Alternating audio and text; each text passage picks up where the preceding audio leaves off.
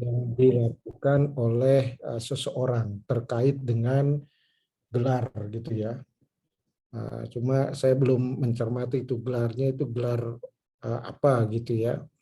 Tapi yang jelas ini gelar dan ada pertanyaan dari Om Soleh, apakah gelar itu bisa diberikan hak cipta, kira-kira gitu. Nah, sebelum sampai ke situ, saya menjelaskan terlebih dahulu mengenai apa itu ciptaan, ya. Ciptaan itu sebagaimana yang diatur di Undang-Undang Hak Cipta kita itu adalah perwujudan dari suatu ide atau gagasan, ya. Cuma ciptaan yang bisa diberi hak cipta itu ciptaannya itu spesifik, yaitu di bidang seni, sastra, dan ilmu pengetahuan. Itu. Nah, selain ciptaan itu berupa seni, sastra, dan ilmu pengetahuan, kalau ciptaan itu mau diberikan hak cipta, maka syaratnya tidak sekedar itu di bidang seni, sastra, dan ilmu pengetahuan, tetapi ada dua syarat lagi, ya. Dua syarat lagi, yaitu syarat adanya fiksasi dan adanya orisinalitas, gitu ya. Nah, fiksasi ini adalah perwujudan, ya, perwujudan dari sebuah karya yang itu bisa diperbanyak atau diumumkan, gitu ya. Nah, kemudian yang berikutnya itu adalah syarat orisinal, ya, orisinalitas atau originality. Nah, originality ini sebenarnya tidak sama dengan genuine, ya. Jadi orisinal ini bukan genuine, ya, tapi orisinal ini berkaitan dengan asal usul, ya, dari suatu karya, bukan keaslian dari karya itu sendiri, ya.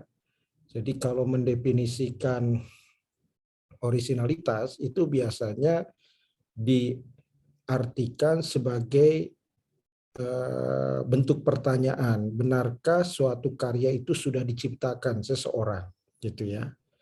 Nah, kalau tadi ada surat pencatatan ciptaan yang itu sudah diterbitkan oleh DJKI, perlu diketahui hak cipta sendiri menurut Undang-Undang 28 2014 itu lahirnya itu tidak didasarkan kepada pencatatan, tetapi didasarkan kepada sistem deklaratif, ya, atau pertama kali itu diwujudkan. Maka ketika karya di bidang seni, sastra, dan ilmu pengetahuan kemudian dipiksasikan, dipenuhi syarat orisinalitasnya, maka ketika pertama kali itu diwujudkan, maka disitulah lahir hak ciptanya, ya. Jadi untuk melahirkan hak cipta itu tidak membutuhkan pencatatan. Nah, sekarang di dalam Undang-Undang Hak Cipta sendiri memang diatur tentang pencatatan ciptaan. Tapi pencatatan ciptaan itu di undang-undang kita itu tidak dinyatakan sebagai cara untuk memperoleh hak cipta, ya. Kalau di undang-undang hak cipta kita itu dikatakan hanya sebagai alat bukti, gitu ya. Tapi itu sering juga membingungkan kepada masyarakat. Kalau dikatakan alat bukti, ya kalau begitu menjadi sangat penting dong pencatatan itu, kan kira-kira gitu ya, untuk menetapkan ada atau tidak adanya hak cipta. Nah, kalau saya lebih cenderung mengatakan pencatatan itu adalah satu bentuk cara pendokumentasian dari karya, gitu ya. Cuma dalam konteks Undang-Undang Hak Cipta yang melakukan pendokumentasian karya itu adalah DJKI, dan DJKI itu menerbitkan tadi yang namanya surat pencatatan ciptaan. Nah, istilahnya pun khusus ini, ya. Jadi untuk pencatatan ciptaan itu yang diterbitkan bukan sertifikat hak cipta, tapi itu surat pencatatan ciptaan. Ini agak beda dengan merek, agak beda dengan paten. Kalau merek dan paten itu jelas Dirjen KI itu menerbitkan berupa sertifikat merek atau sertifikat paten. Nah, sebenarnya dari istilah ini menegaskan bahwa surat pencatatan itu sekali lagi kedudukannya ya sebagai bukti dokumentasi saja, beda dengan sertifikat merek maupun sertifikat paten yang itu bisa menjadi bukti kepemilikan atas sebuah merek. Kalau sertifikat merek, kalau paten bukti kepemilikan atas sebuah invensi di bidang teknologi. Nah, dari penjelasan ini, kalau tadi ada pertanyaan apakah gelar itu bisa dicatatkan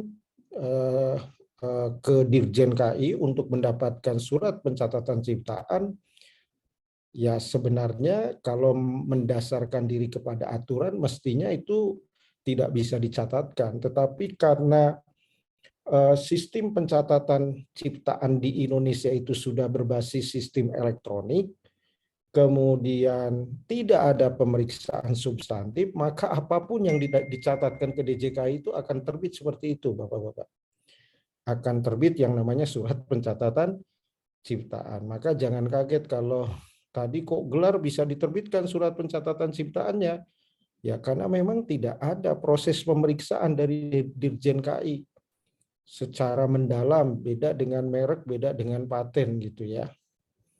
Nah ini meskipun akhirnya ketika itu terbit, ya bagi pihak yang memegang kadang-kadang ini digunakan untuk tujuan-tujuan lain. Salah satunya misalnya digunakan untuk melarang pihak lain menggunakan apa yang dia klaim di dalam surat pencatatan ciptaan itu. Gitu. Nah ini penjelasan awal barangkali, dan saya kira kita bisa diskusi ya.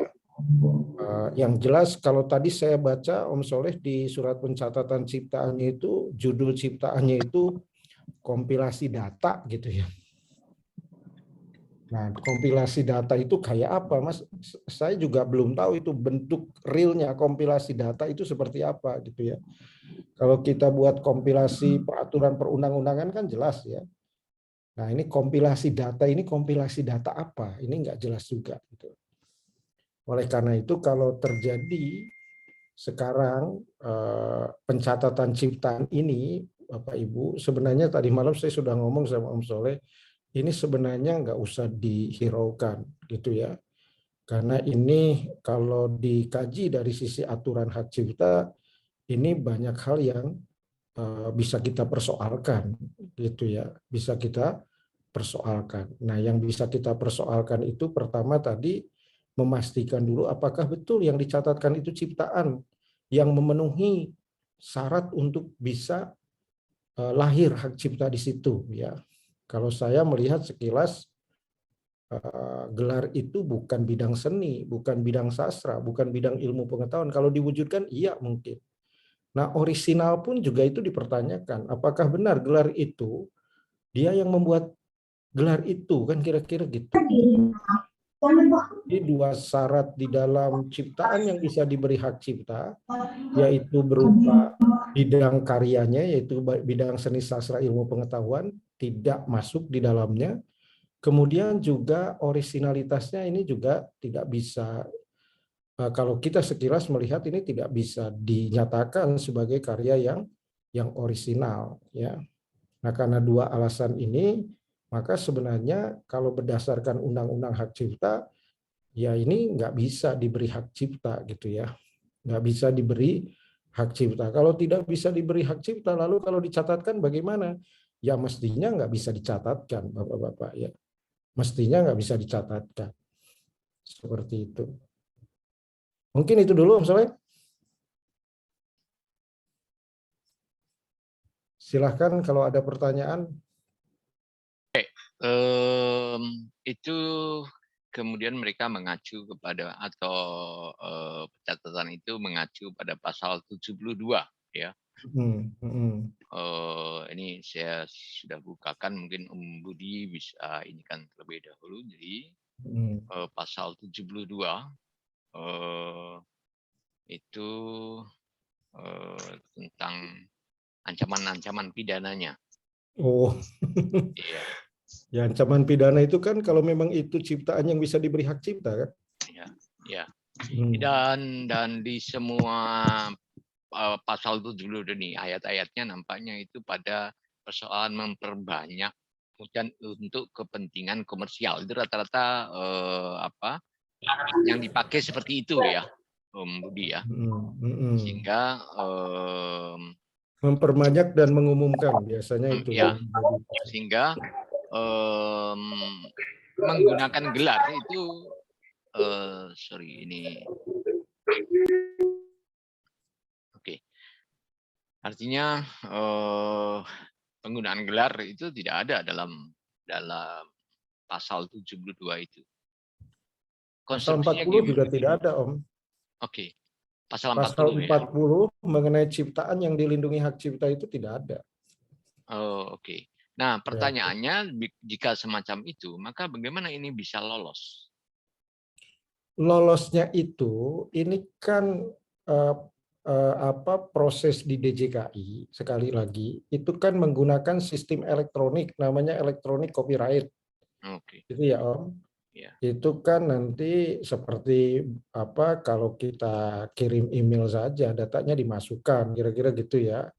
Diisi sistem elektronik itu kemudian dikirim, di sana cuma dicek sudah sesuai nggak diteliti lebih jauh ciptaannya itu seperti apa, benar atau tidak, mereka nggak sampai ke situ. Kalau di situ ada istilah kompilasi data, ya mereka kan kalau mau ideal ketika pencatatan itu harusnya diperiksa kan. Ini kayaknya tidak dilakukan pemeriksaan sehingga langsung diokekan saja gitu.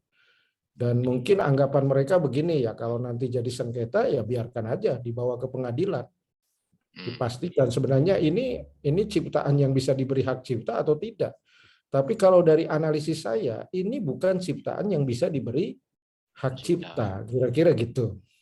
Oke.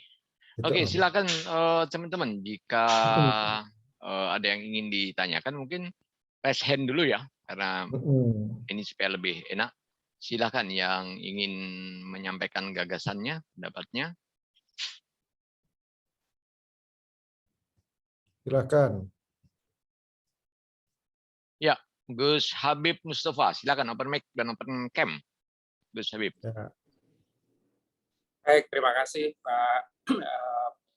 Pak Budi Agus Riswandi atas penjelasannya. Jadi tadi siang saya juga sempat menduga dan dengan Pak Soleh juga sudah menyampaikan pertanyaannya bagaimanakah prosedur untuk keluarnya surat catatan ciptaan gitu ya. Dan ternyata dari malam ini terkonfirmasi itu seperti hanya kita memasukkan data ke sistem dan kemudian boleh dibilang nyaris tidak ada yang namanya verifikasi by human. Jadi ya oke, kalau memang seperti itu prosesnya ya sangat bisa dimaklumi karena kalau tidak salah hari pagi itu Pak Soleh di grupnya juga selain satu yang tadi Pak Soleh ya, itu kayaknya ada yang lain ya Pak Soleh ya? Ya. Kalau tidak salah itu ada yang terbitnya itu 2017, ada yang 2020, itu sama-sama itu terkait dengan gelar. Nah ini makanya menguatkan bahwa loh kalau hal yang sama kok sampai ada dua catatan kan berarti dalam hal ini mekanisme pencatatan yang ada di kementerian itu yang mungkin kita perlu tahu. Gitu. Betul. Iya, jadi itu. Nah, kemudian dari yang dipaparkan oleh Prof. Budi ini tadi pertanyaannya adalah berarti memang sebenarnya dalam hal ini ancaman atau apapun yang dikeluarkan oleh yang bersangkutan ini sebenarnya kalau dari sisi hukum andaikan toh itu nanti kemudian memang yang bersangkutan istilahnya itu tertarik untuk membawa ke sana sebenarnya tidak cukup kuat ya Prof. Budi ya bahwa ini sebenarnya memang tidak layak untuk karena memang beda antara sertifikat paten, sertifikat desain, dagang dan sebagainya kan memang dua hal yang memang hal yang berbeda gitu. Ini kan sekedar pencatatan saja sebenarnya. Iya, betul. Berarti gitu ya, Pak. Istilahnya sekali lagi, Undang-Undang Hak Cipta itu pencatatan. Kalau paten, merek, desain itu pendaftaran. Itu istilah hukum yang berbeda. Kalau pencatatan itu seperti pencatatan nikah, perkawinan. Itu kan nggak ada konsekuensi hukum apapun ya. Ya sudah dicatatkan saja gitu. Tapi kalau pendaftaran seperti pendaftaran tanah, maka dia tidak bisa diakui sebagai pemilik tanah kalau tidak punya bukti pendaftaran tanah berupa sertifikat kan gitu. Nah sekarang kalau tadi disampaikan bahwa ada dua yang dicatatkan dan ternyata ini sama gitu ya, Ya betul, tadi di sistem elektroniknya memang tidak ada pemeriksaan substantif, meskipun di Undang-Undang Hak Cipta itu memang bisa di-share screen Om Soleh. Yang Yang saya. Oh boleh. Kohoskan, saya tunjukkan Ya. undang-undangnya ya. Di Ya. undang-undang memang ada pemeriksaan itu, tetapi itu tidak dilakukan karena rejim hak cipta dengan paten dan merek itu berbeda. Sekali lagi, rejim hak cipta itu lahirnya itu tidak melalui pemberian oleh negara, tetapi ketika itu bidang seni, sastra, ilmu pengetahuan diwujudkan orisinal, ya sudah diberi, kira-kira gitu. Sehingga pertanyaannya, apakah gelar itu sebagai karya di bidang seni, sastra, dan ilmu pengetahuan? Bagi saya itu tidak masuk di 3 bidang itu, kira-kira gitu. Yang kedua, kalau itu diwujudkan, memang diwujudkan, ada gelarnya, bisa kita lihat secara kasat mata, kira-kira gitu. Tetapi kalau orisinal, apakah gelar itu betul-betul dia yang membuat? Kan ini juga perlu kita mintai keterangan dari mereka. Mana buktinya bahwa dia sebagai orang yang membuat gelar itu? Bagaimana proses membuat gelar itu? Kira-kira kan gitu ya. Kalau di dalam bahasa penelitian itu, di dalam penelitian itu bikin laporan penelitian biasanya, betul nggak itu penelitian Anda? Betul. Anda yang membuat? Betul? Betul. Nah, kita cek logbooknya diisi nggak? Kan ada itu logbooknya, proses membuatnya gitu ya. Nah, oleh karena itu kalau di undang-undangnya memang ada pemeriksaan, tetapi prakteknya tidak diperiksa itu, Pak. Ini, Menteri melakukan pemeriksaan terhadap permohonan yang telah memenuhi persyaratan. Ini yang dicek cuma formalitasnya saja, nggak substantif. Jadi formalitas itu artinya apa? Pemohonnya ada, kemudian bukti ciptaannya ada, ya sudah dikasih aja. Soal benar atau tidak diteliti lebih jauh, kira-kira gitu. Ya, itu. Nah, konsekuensinya kalau kita berkesimpulan gelar itu tidak bisa diberikan hak cipta kan dengan alasan tadi tidak masuk bidang seni sastra dan ilmu pengetahuan dan juga tidak bisa dibuktikan orisinalitasnya, maka pasal-pasal di Undang-Undang Hak Cipta yang menyangkut ancaman pidana dan lain sebagainya, apakah itu bisa diterapkan? Ya nggak bisa, harus dipastikan dulu itu hak cipta bukan, kan kira-kira gitu. Kalau bukan hak cipta, tentu aturan-aturan hak cipta ya tidak bisa diberlakukan. Seperti itu, Pak Habib. Kalau menurut saya ya seperti itu. Ya, terima kasih Prof. Budi. Jadi memang tadi juga sempat muncul perasaan kalau yang namanya gelar itu sebelum 2020 juga sudah muncul gitu kan. Artinya bahkan mungkin yang bersangkutan ketika mengikuti training-training terkait dengan profesi itu dulu dapatnya juga sudah gelar itu juga. Bisa jadi Pak, bisa jadi. Dan kalau gelar itu diberikan, berarti gelar-gelar yang lain juga akhirnya dicatatkan juga kan gitu. Ini kan presiden jadinya kan. Biasanya gelar itu diatur lain, Pak Abi, bukan masuk ke Undang-Undang Hak Cipta, tapi dia punya aturan tersendiri lah, kira-kira gitu. Ini di pasal 12 ini tidak ada itu ya? Pasal 40, Om. Ini pasal 12 tentang ciptaan yang dilindungi. Ini Undang-Undang nomor berapa? Jangan salah. Undang-undang seperti yang diinikan tadi ya. Sorry, sebentar. Undang-undangnya 28 ya, 28 2014. 28 2014. Ya. Mbak saya cek ya. Kalau boleh saya share punya saya aja nih Om. Boleh. Silakan. Nah, ini. Nih, ciptaan yang dilindungi. Ini kan disebutkan nih. Ya, betul. Ciptaan yang dilindungi meliputi ciptaan dalam bidang ilmu pengetahuan. Nah, pertanyaannya, gelar masuk ilmu pengetahuan enggak? Seni masuk enggak? Sastra masuk enggak? Menurut saya sih enggak masuk di sini, kira-kira gitu. Ya. Atau ini sama undang-undang dijelaskan lagi dari 3 bidang ini. Apa itu? Terdiri atas buku, pamflet, perwajahan, ceramah, kuliah, pidato, alat peraga, lagu, musik, drama musikal, tarian, koreografi, karya seni rupa, karya seni terapan, karya arsitektur, peta, karya seni batik, karya fotografi, potret, karya sinematografi, terjemahan, tafsir, saduran, bunga rampe, dan seterusnya ini. Terjemahan, adaptasi, aransemen, kompilasi ciptaan. Nah, tadi ada kompilasi atau data. Ya. Yang dicatatan itu kan kompilasi ciptaan atau data. Berarti itu bukan gelarnya yang diklaim, tapi itu kumpulan kayak peraturan perundang-undangan dikumpulkan. Ya. Bisa dipahami, Mas Soleh? Ya. Ya, jadi ada gelar-gelar dikumpulkan itu, cuma saya belum, kita kan harus akses ke ininya, ke ciptaannya ini. Om Soleh kan cuma pegang surat pencatatannya saja. Iya. Produknya kan nggak pegang. Tidak. Nah, misalnya kumpulan peraturan perundang-undangan kan harusnya ada produknya itu, iya kan? Iya, betul. Nah, itulah yang dicatatkan ke DJKI, kopernya, daftar isinya dan seterusnya kan gitu. Iya. Nah, ini juga harus kita pastikan nih. Mereka mengklaimnya bukan mencatatkan gelar, tapi mencatatkan kompilasi data. Iya. Ya, masuk di sini nih. Cuma kalau gelar nggak masuk, tapi kalau kompilasi data, kita kan harus tahu judulnya kompilasi data apa di situ. Iya kan? Iya. Kan data itu macam-macam, Om Soleh. Iya. Boleh saya share screen ya? Ini untuk membandingkan dengan yang itu normatifnya seperti itu, dan ini yang diklaim ini kompilasi ciptaan atau data tadi ya, seperti huruf P tadi kalau tidak salah. Kemudian judul ciptaan adalah Certified Hypnosis, Certified Hypnotherapy, Certified Hypnohitan, Circumcision. Kalau di analog ke buku kumpulan peraturan perundang-undangan kan begitu, Om Soleh? Iya. Tapi ketika ini menyebut certified, tapi kalau dia misalkan menyebut buku kumpulan tentang teknik hipnosis misalkan, bisa. Itu masih mungkin ya. Masih bisa, iya.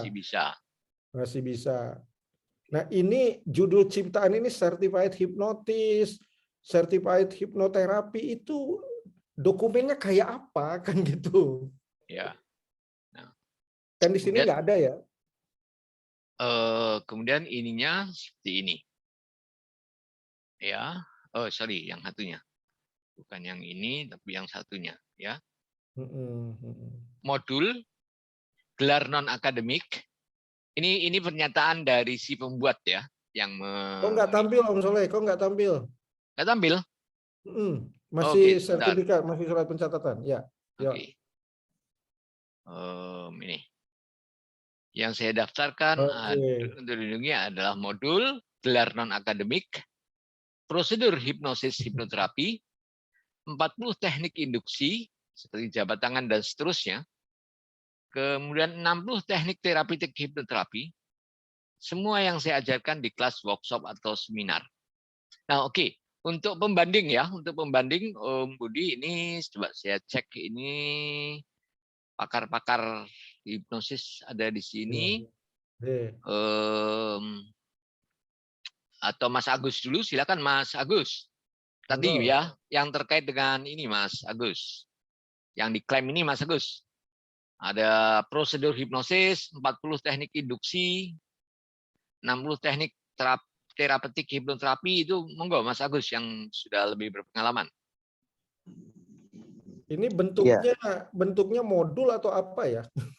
Artinya 1 modul, 2 gelar non akademik, 3 prosedur. Prosedur nggak bisa, prosedur nggak bisa. Nah, ini 40 teknik induksi. Ya. Jadi ini yang menarik tentu, ini kajian materi keilmuannya adalah prosedur, proses, teknik induksi, teknik terapeutik gitu. Silakan Mas Agus dulu, silakan. Mas Agus. Iya. Terima kasih Mas Soleh, selamat malam teman-teman semua. Prof Budi, salam kenal Prof. Ya. Jadi kalau saya membaca ini sesuai dengan pengalaman saya memang seperti ini Prof. Jadi di beberapa lembaga itu memiliki protokol sendiri di dalam menjalankan praktek hipnosis. Jadi protokolnya itu masing-masing. Saya contohkan protokol daripada clinical hipnosis dengan protokol hipnoterapi biasa itu berbeda sekali. Di dalam hipnoterapi biasa biasanya ada namanya uji sugestibilitas. Nah, sementara di clinical hypnosis tidak ada. Karena apa? Ada base dasarnya. Karena ke posisi orang pada saat orang itu masuk ke kondisi hipnosis, semua modalitas dia itu aktif.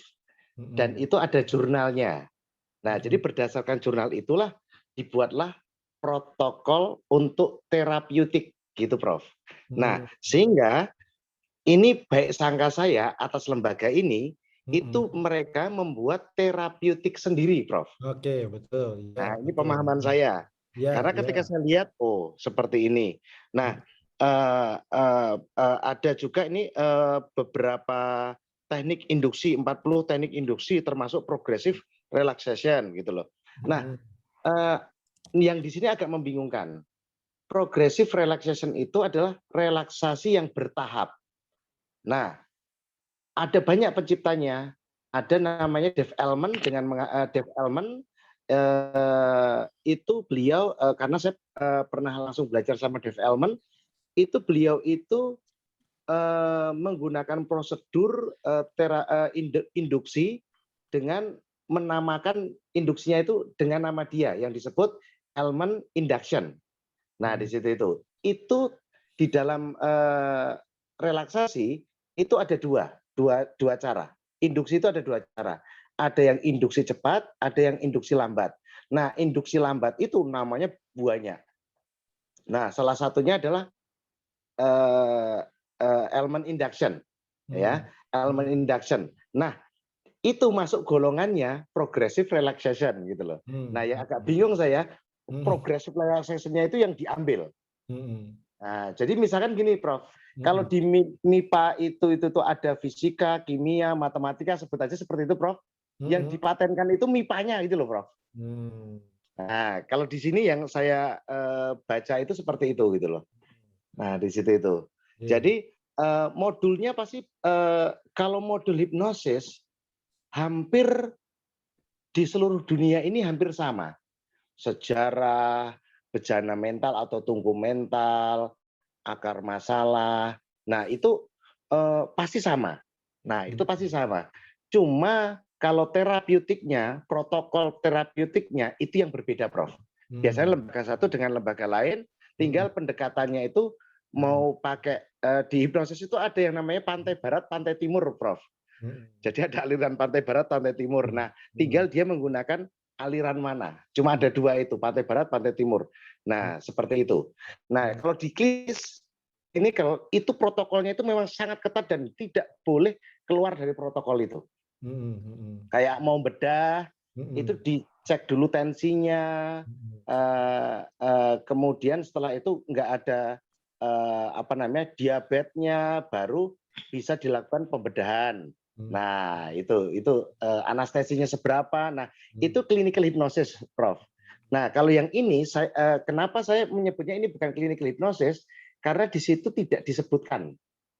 Gitu loh. Nah, clinical hypnosis itu biasanya CCH, Prof. Cuma ini enggak. Nah, saya punya asumsi nih, mengasumsikan kayaknya beliau ini tidak memahami yang namanya clinical hypnosis. Sehingga dia langsung general hipnoterapi. Nah, udah. Nah, cuma seperti itu. Jadi modulnya pasti modul sendiri, Prof. Tapi dasarnya itu seluruh dunia itu sama, Prof. Oke. Seperti itu, Prof. Oke. Pertama, gini, mungkin sebelum Prof Budi, supaya lebih menarik diskusi kita, dan saya melihat ada Pak Vika yang mencatatkan haknya. Mungkin Pak Vika bisa sharing juga, Pak Vika, Pak atau Mbak ya, Pak Vika, bila berkenan, supaya diskusinya bisa berimbang. Halo, selamat. Siap. Suara saya bisa di-cover oleh Profesor? Bisa sangat jelas. Oke, terima kasih. Selamat malam, Profesor. Senang sekali bisa berjumpa dengan Anda gitu. Ini baru saja ada masuk link kasih invite undangan ke sini. Saya sebenarnya tidak tahu ini Bapak Profesor perwakilan dari HAKI atau bagaimana, nggih? Saya dosen di Fakultas Hukum UI, bidang keilmuannya HAKI, Pak. Oke, begini. Itu tadi yang di screenshot sama Mas Soleh. tadi, Mas Agus. Itu betul, itu punya saya. Nah, dan saya memang tidak menyebutkan secara spesifik karena di dalamnya itu hanya sampel contoh gitu. Nah, saya tidak bisa memberikan secara detail. Tapi yang jelas itu yang saya tuliskan di situ itu adalah format pelatihan, Pak. Jadi format pelatihan, format pelatihan begitu. Nah, kita punya ciri khas sendiri. Nah, sebenarnya gini Pak, sebenarnya saya kan bermain ini sudah lama, 2006. Bahkan sebelum Pak Adewi Gunawan, saya tahu itu tadi CCH itu Pak Adewi Gunawan, ya. Bukan, saya Mas. paham. Keliru, Mas. CCH itu khusus untuk clinical hypnosis dan itu pertama kali di Amerika, Mas. Oh gitu ya, maksudnya Pak Adewi Gunawan juga dapat gelar itu kemudian dapat afiliasi dari Amerika untuk membuka pelatihan di Indonesia. Kalau tidak salah seperti itu. Betul. Oke, Mas Agus. Oke. Iya, siap. Nah, jadi memang kita tidak seperti clinical yang detail rumit seperti Pak Adewi Gunawan, tidak begitu. Jadi memang kita punya format bentuk pelatihan sendiri dan sebenarnya sejak 2006 sampai 2008 itu ya. Tunggu sini. Bentar, ini ada splateran ini. Sorry. Bocor, sebentar. Mana nih yang bocor nih?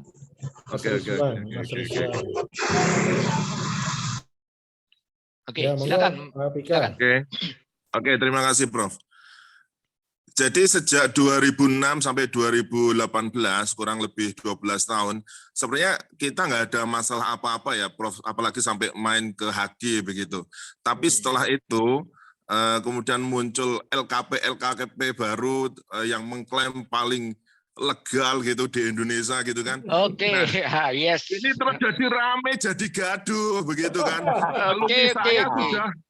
Alumni saya sudah 24.000 orang dan itu sudah punya perwakilan di beberapa negara begitu. Di luar negeri kita sangat disegani, di Indonesia kita dibully, Prof, karena saya nggak mau gabung dengan asosiasi yang semacam Prahiti, PKHI, terus punyanya Pak Adi Aki dan sebagainya. Enggak, saya punya asosiasi sendiri. Saya berdiri dengan 2 kaki sendiri. Nah, dalam rangka untuk memproteksi alumni saya, format pelatihan saya, mau tidak mau saya harus masuk ke sini begitu. Dan sebenarnya saya nggak mempermasalahkan yang lainnya sebenarnya, hanya tujuan utamanya adalah untuk memproteksi dulu alumni saya. Begitu tujuannya, Prof.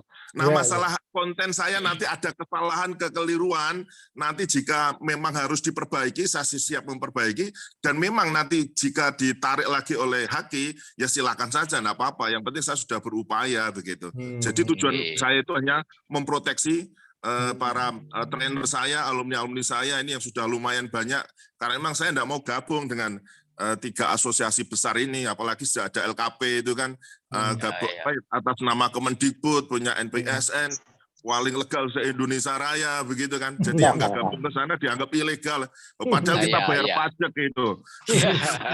Kita punya SK Kemenkumham, kita juga didata kemarin dari Dinas Perizinan dan satu pintu itu.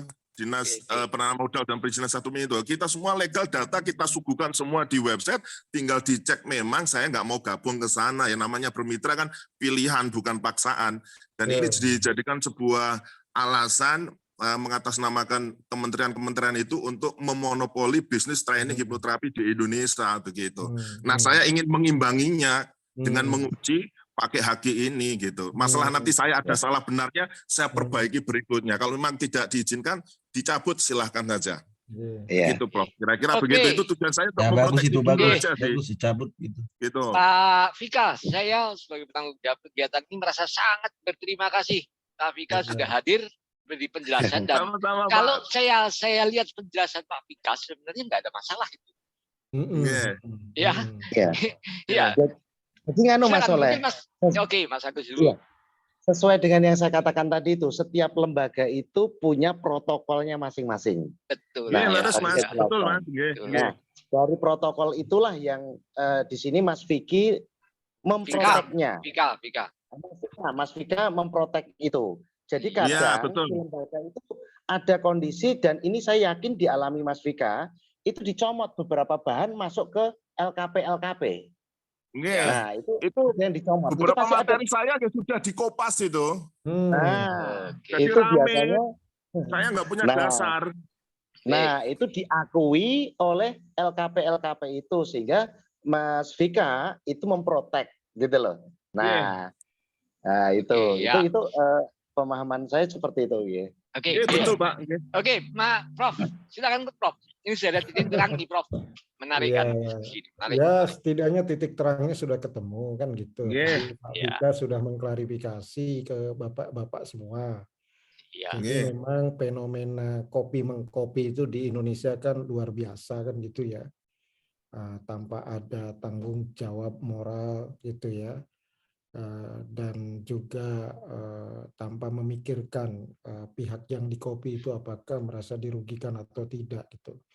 Nah, cuma Pak Vika tadi bukan dicabut oleh kementerian tidak akan mencabut itu kan kira-kira ya. Jadi Pak Vika tinggal saya terus terang tadi kan saya bicara produknya kan gitu ya. Kalau hanya baca surat pencatatan ciptaan, saya tidak bisa menganalisis lebih jauh karena itu informasinya sangat umum. Sementara produknya ini kan saya tidak tahu kan begitu ya. Apakah produk itu memang masuk ciptaan yang bisa dilindungi hak cipta atau tidak kan gitu ya. Betul, nah, sebenarnya tadi kalau ciptaan itu masuk ciptaan yang dilindungi hak cipta tanpa dicatatkan ke DJKI pun sebenarnya undang-undang hak cipta itu sudah melindungi, kira-kira gitu. Cuma betul caranya bagaimana tadi, itu Pak? Pak Vika tadi mengatakan, lah kalau saya mau mengklaim kan gitu, saya kan butuh bukti. Ya betul. Gitu ya. Buktinya itu salah satunya surat pencatatan ciptaan ini, gitu ya. Tapi sebenarnya di dalam praktek hukum surat pencatatan ciptaan itu bukan satu-satunya juga. Bisa dengan bukti-bukti lain berupa dokumentasi dari produk itu, kapan itu diwujudkan. Misalnya kalau Pak Vika menulis modul, kira-kira gitu ya, modul hari ini didokumentasikan misalnya di akun emailnya Pak Vika secara khusus, itu kan ada tanggal, bulan, jam, kan detail sekali itu. Kalau di Perancis itu kan lebih simpel lagi Pak, cukup minta stempel pos saja. Pak Vika pengirimnya, Pak Vika penerimanya, yang dibutuhkan itu tanggal pengirimannya. Itu diklaim sebagai tanggal pertama kali mewujudkan produk itu, kira-kira gitu. Gitu ya. Nah, cuma di kita kan masyarakatnya tidak seperti di barat sana. Budaya dokumentasinya kan tidak kuat, kan kira-kira gitu ya. Maka karena tidak kuat, seringkali kita punya karya, kalau ditanya, Pak Vika kapan membuatnya? Waduh, saya lupa lagi kapan ya. Kan gitu ya. Ada nggak buktinya? Wah, itu juga saya nggak punya buktinya. Makanya difasilitasi lewat pencatatan ke DJKI gitu.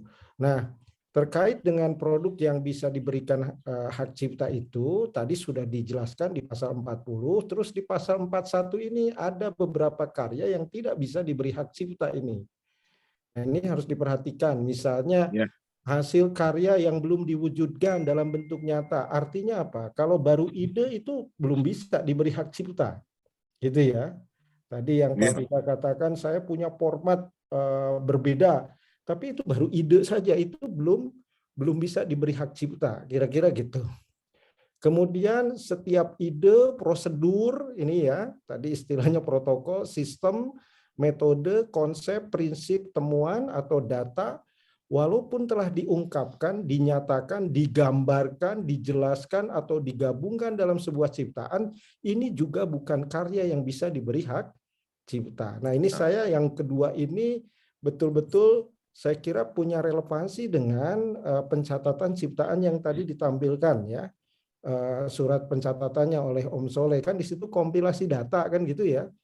Nah, kompilasi data ini, ciptaan data ini kompilasi apa? Kalau kompilasi prosedur, di sini dikatakan kompilasi prosedur data walaupun itu sudah dinyatakan, digambarkan, dijelaskan, digabungkan dalam sebuah ciptaan, tetap nggak bisa diberi hak cipta. Kira-kira gitu. Kemudian yang C ini alat benda atau produk yang diciptakan hanya untuk menyelesaikan masalah teknis. Nah, oleh karena itu, Bapak-bapak sekalian, suatu ciptaan sekali lagi bisa diberi hak cipta itu gitu ya hanya yang memenuhi kriteria ciptaan yang bisa diberi hak cipta. Di bidang seni, di bidang sastra, di bidang ilmu pengetahuan, diwujudkan secara nyata, mengandung unsur orisinalitas. Kemudian yang lebih khusus lagi, kalau berdasarkan hukum Indonesia, ini mengacu kepada pasal 40 ini. Ini kan disebutkan nih jenis-jenis ciptaannya Bapak Ibu ya. Nah, tadi di sini ada kompilasi ciptaan atau data, kompilasi data. Nah, kompilasi data kalau berupa prosedur itu nggak bisa. Karena di pasal 41 dikatakan di sini yang namanya prosedur, ya prosedur atau data walaupun telah diungkapkan, dinyatakan, digambarkan, dijelaskan itu diuraikan gitu ya, atau digabungkan dengan sebuah ciptaan, tetap itu tidak bisa diklaim sebagai ciptaan yang bisa diberi hak cipta. Kira-kira gitu Om Soleh. Oke. Saya boleh bertanya ke Pak Vika ya, Pak Vika. Iya, Pak. Ketika mendaftarkan itu gimana Pak prosedurnya Pak? Gampang. Mengumpulkan dokumen, Pak. Nah itu. Dokumen, oke. Ya, dokumen-dokumen, modul, terus contoh-contoh video, kemudian dokumen perusahaan, terus kapan pertama kali video saya upload itu sekitar tahun 2009-an. Nah, itu sama workshop-workshop saya yang sudah selama hampir 16 tahun ini di dalam dan di luar negeri begitu, suruh posting sama kasih link, Pak. Kira gitu. Nah, saya sendiri sebenarnya belum tahu itu nanti sudah benar apa enggak. Nanti kalau memang ada koreksi, saya benahi. Kalau ada yang kurang, saya tambahkan. Dan kalau memang itu tadi kata Prof itu kok tidak boleh, mau dicabut gitu, ya silakan aja, enggak apa-apa. Ya. Gitu, Pak. Kalau dijelaskan Pak Vika tadi Om Soleh makin clear itu. Memang itu kumpulan data-data, ada video, ada macam-macam. Cuma itu kan harus disortir nanti. Di dalam data itu ada cerita tentang ini enggak, prosedur enggak, bicara tentang metode enggak, bicara tentang konsep, prinsip, dan seterusnya tadi yang masuk di larangan pasal 41. Tetapi tidak berarti data-data yang sudah dikumpulkan Pak Vika tadi itu semuanya tidak bisa diberi hak cipta, harus diseleksi lagi, dicek lagi. Gitu. Jadi kecermatan terhadap produk untuk dimintakan catatan, dilakukan pencatatan ciptaan, untuk mendapat surat pencatatan ciptaan itu betul-betul produk itu memang punya kelayakan. Kira-kira gitu. Ya, punya kelayakan. Kalau lewat sistem elektronik yang Pak Vika mencatatkan sendiri atau lewat konsultan, Pak? Halo? Pak Vika mencatatkan sendiri atau lewat konsultan? Pertama konsultasi dulu, Pak, karena saya masih belum paham dunia ini. Kemana Pak Vika? Konsultasinya ke Kanwil kemana? Enggak, sama teman-teman ini, notaris, pengacara begitu. Terus saya dicoba, disuruh untuk mendaftarkan diri. Pertama saya sudah bingung bagaimana cara membayarnya begitu, tahu gitu. Terus akhirnya bisa setelah saya nonton YouTube, cuma cara membayarnya saja itu. Betul, karena sekarang untuk pencatatan itu Om Soleh bisa dilakukan sendiri. Ya, jadi itu untuk mencatatkan itu harus buat akun dulu. Kayak bikin email, buat akun dulu. Setelah akunnya jadi, baru diajukan ke DJKE lewat akun itu kan gitu. Tadi yang Pak Vika bingung itu kan cara mencatatkannya, karena di situ ada kode bill. Nah, itu yang harus diperhatikan gitu ya. Tapi tadi Pak Vika bisa, berarti kalau begitu kan Pak Vika mencatatkan sendiri. Iya, betul, Tapi Pak. kita maklumi lah kalau Pak Vika itu misalnya tadi saya nggak ngerti ini sebenarnya bisa atau nggak bisa, Wong. Nggak usah Pak Vika, di kampus aja banyak yang masih belum ngerti tentang ciptaan yang dilindungi kita itu. Ya, Pak Vika. Terima kasih, Bro. Agus. Ya. Oke, sebelum Mas Agus, di sini ada beberapa kawan, ada Mas Rizwan. Mas Rizwan, mungkin bisa ikut memberi komentar, Pak Rizwan, atau Pak Sudarma dari LPK juga ini. Pak Sudarma trainer RHI juga. Oh iya. Oh ya, sama berarti ya. Ya, angkatan tua itu, Pak. Angkatan tua, waduh. Oke, kalau dari Pak Rizwan atau Pak Sudarma belum, Satu lagi yang dari apa namanya radikal mesmerism hadir nggak ya dia? Karena di situ Ya itu saya juga Pak. Oh oke Pak. Itu saya juga. Oke ya. Oke Pak, kita berbeda. Oke. Ya. Seperti itu Mas Agus silakan yang sudah raise hand. Iya, mau tanya ke Prof nih. Prof, ini realita di ruang terapi. Saya berpikir kembali lagi, baik sangka saya ini, gitu loh. Mas Vika, itu dalam terapi, itu biasanya memang ada protokol baku itu ada. Teorinya baku itu ada. Namun dalam prakteknya ada kadang klien yang mentok, Prof. Sampai akhirnya terapis itu mencoba untuk menggulik dengan pemahaman yang semakin mendalam. Akhirnya ketemulah beberapa teknik. Nah ini Mas Vika ini kayaknya gitu loh. Beberapa teknik yang sebenarnya ditemukan pas posisi nangani klien. Nah akhirnya dari itu, dari teknik-teknik baru itu diuji cobakan ke klien lain dan hasilnya efektif, Prof. Nah itu gimana, Prof? Kalau seperti itu, Prof? Ya, jadi termasuk cipta apa tidak gitu ya? Iya betul. Ya, Mas. Ya, biasanya sering Pak. Hal baru ya. Nah, itu, ya. Nah, itu gimana, Prof? Iya, silakan, jadi gini Pak, kalau hak cipta itu lebih ke karya seni, sastra dan ilmu pengetahuan ya. Kalau tadi dibuat misalnya di ini dulu Mas Ferry. Oke. Ya, kalau tadi format modul menjelaskan tentang teknik-teknik, kemudian dicatatkan ciptaan itu nggak bisa, kan gitu ya? Nggak bisa. Lalu yang bisa kemana kalau pengembangannya seperti Mas Agus tadi? Itu kan pengembangan sehingga ada peningkatan fungsi di situ, ada peningkatan fungsi, Om Soleh. Itu mestinya ke paten. Jadi paten itu kan melindungi teknologi. Nah, teknologi itu tidak hanya alat, tapi bisa berupa metode atau proses ya. Kalau bahasa Mas Agus tadi teknik kan gitu ya. Sebenarnya kalau metode itu biasanya dibantu dengan alat. Kalau proses itu tanpa bantuan alat kan kira-kira gitu ya. Nah, itu berarti perlindungannya ke paten kalau mau dimintai perlindungan, dan itu yang dilindungi bukan keseluruhan teknik, tapi hanya pengembangannya saja. Hanya pengembangannya saja yang diklaim sebagai sesuatu yang eksklusif, kira-kira gitu ya.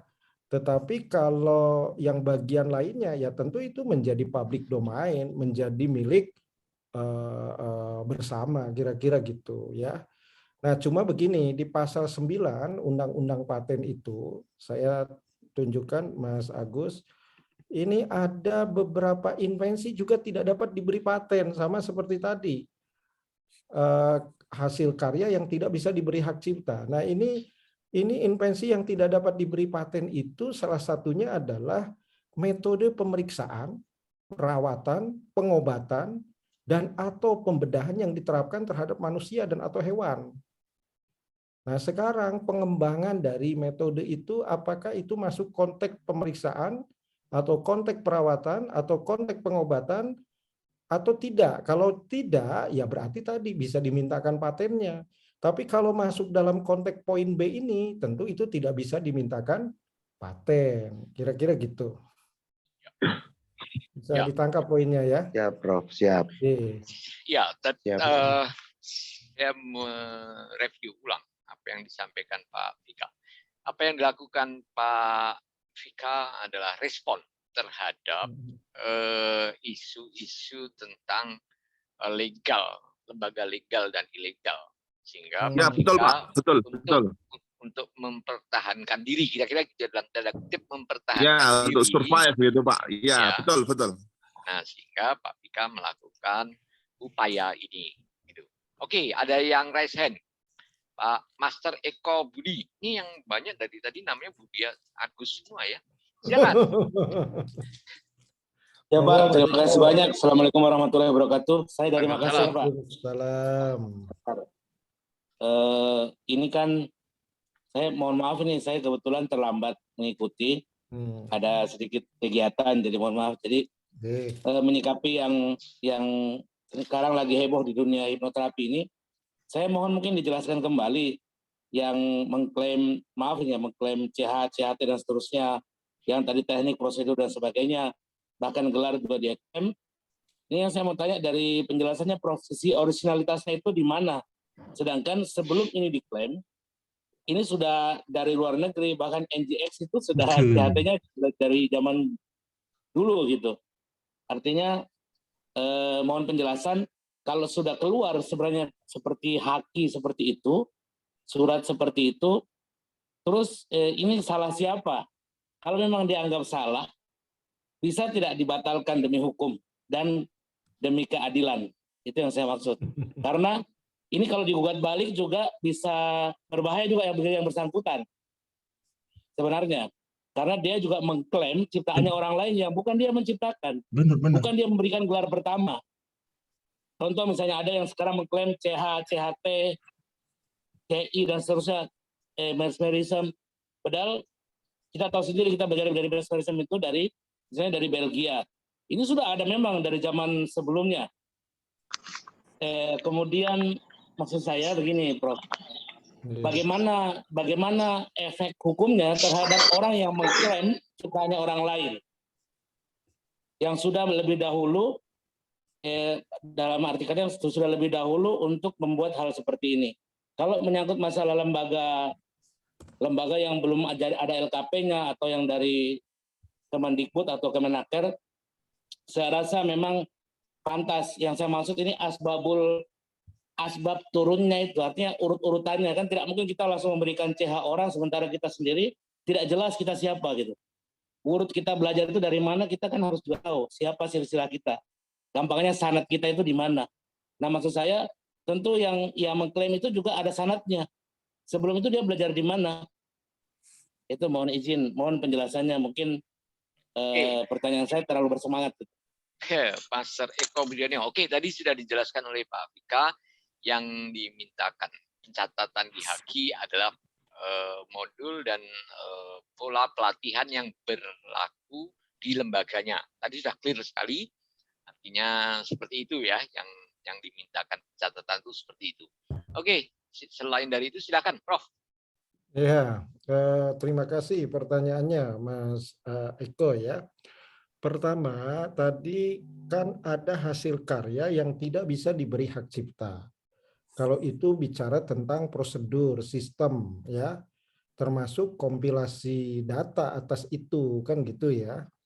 Nah, dalam konteks ini kayaknya ini kan nanti saya mau jelaskan tidak semua juga data yang diklaim oleh Pak Pika ini bicara tentang prosedur, tentang protokol, tapi tadi ada video-video dan lain sebagainya gitu ya. Nah, makanya tadi harus diurai dulu produk kompilasi dari Pak Pika ini sebenarnya mana yang bisa, mana yang tidak. Kalau kemarin kan dimasukkan aja semuanya, dimintakan pencatatan, kira-kira gitu ya. Makanya ini kan perlu dievaluasi oleh Pak Pika gitu ya. Nah, kemudian begini, kalau ternyata karya itu memang masuk karya ciptaan yang bisa dilindungi hak cipta dan itu dikompilasi, maka orisinalitasnya itu pada kompilasi. Contohnya begini, Mas Eko. Peraturan perundang misalnya ada cerpen. Cerpen itu terpencar-pencar kan gitu ya. Nah, itu karya Mas Eko. Kemudian ada pihak lain yang mencoba mengkompilasikan karya itu, kan gitu ya, menggabungkan karya itu semuanya. Nah, itu menjadi kreasi baru dan itu disebut dengan istilah derivative work, karya turunan. Karya turunan itu nurunkan dari yang utama, kira-kira gitu. Nah, di Indonesia ini karya turunan itu jangan luar biasa ya. Ada juga yang dipersamakan dengan karya aslinya. Kan gitu ya. Nah, yang dilakukan oleh Pak Pika ini kan karya turunan sebenarnya, mengkompilasi itu kan menggabung-gabungkan dari yang sudah ada, kan gitu ya. Yang itu teman-teman mungkin tidak kepikiran ke situ, kan gitu ya. Nah, itu oleh karena itu kembali harusnya yang Pak Pika harus lakukan sekarang supaya clear dan clean, kira-kira gitu ya. Maka tadi pencatatan ciptaannya ini harusnya dievaluasi. Dan kalau tadi ditanya, adakah mekanisme hukum untuk menghapuskan pencatatan itu? Ada. Dan cara menghapuskannya mudah kalau Pak Pika ada di sini nih.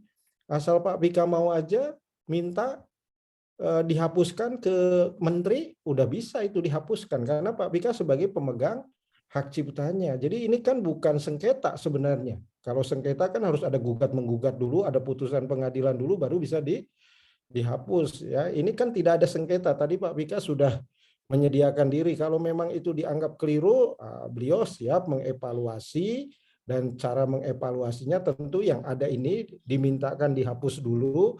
Kemudian produk kompilasi data tadi yang punya Pak Pika itu dievaluasi ulang, mana bagian yang itu memang menjadi layak sebagai kompilasi data yang bisa dimintakan, yang bisa dicatatkan hak ciptanya atau tidak. Karena tadi kalau dengar cerita Pak Pika, di awal mencatatkan itu beliau tidak melakukan kajian, ini data ini benar nggak dimasukkan, boleh nggak dimasukkan, kira-kira kan gitu, sebagai sebuah kompilasi gitu ya. Jadi seperti itu.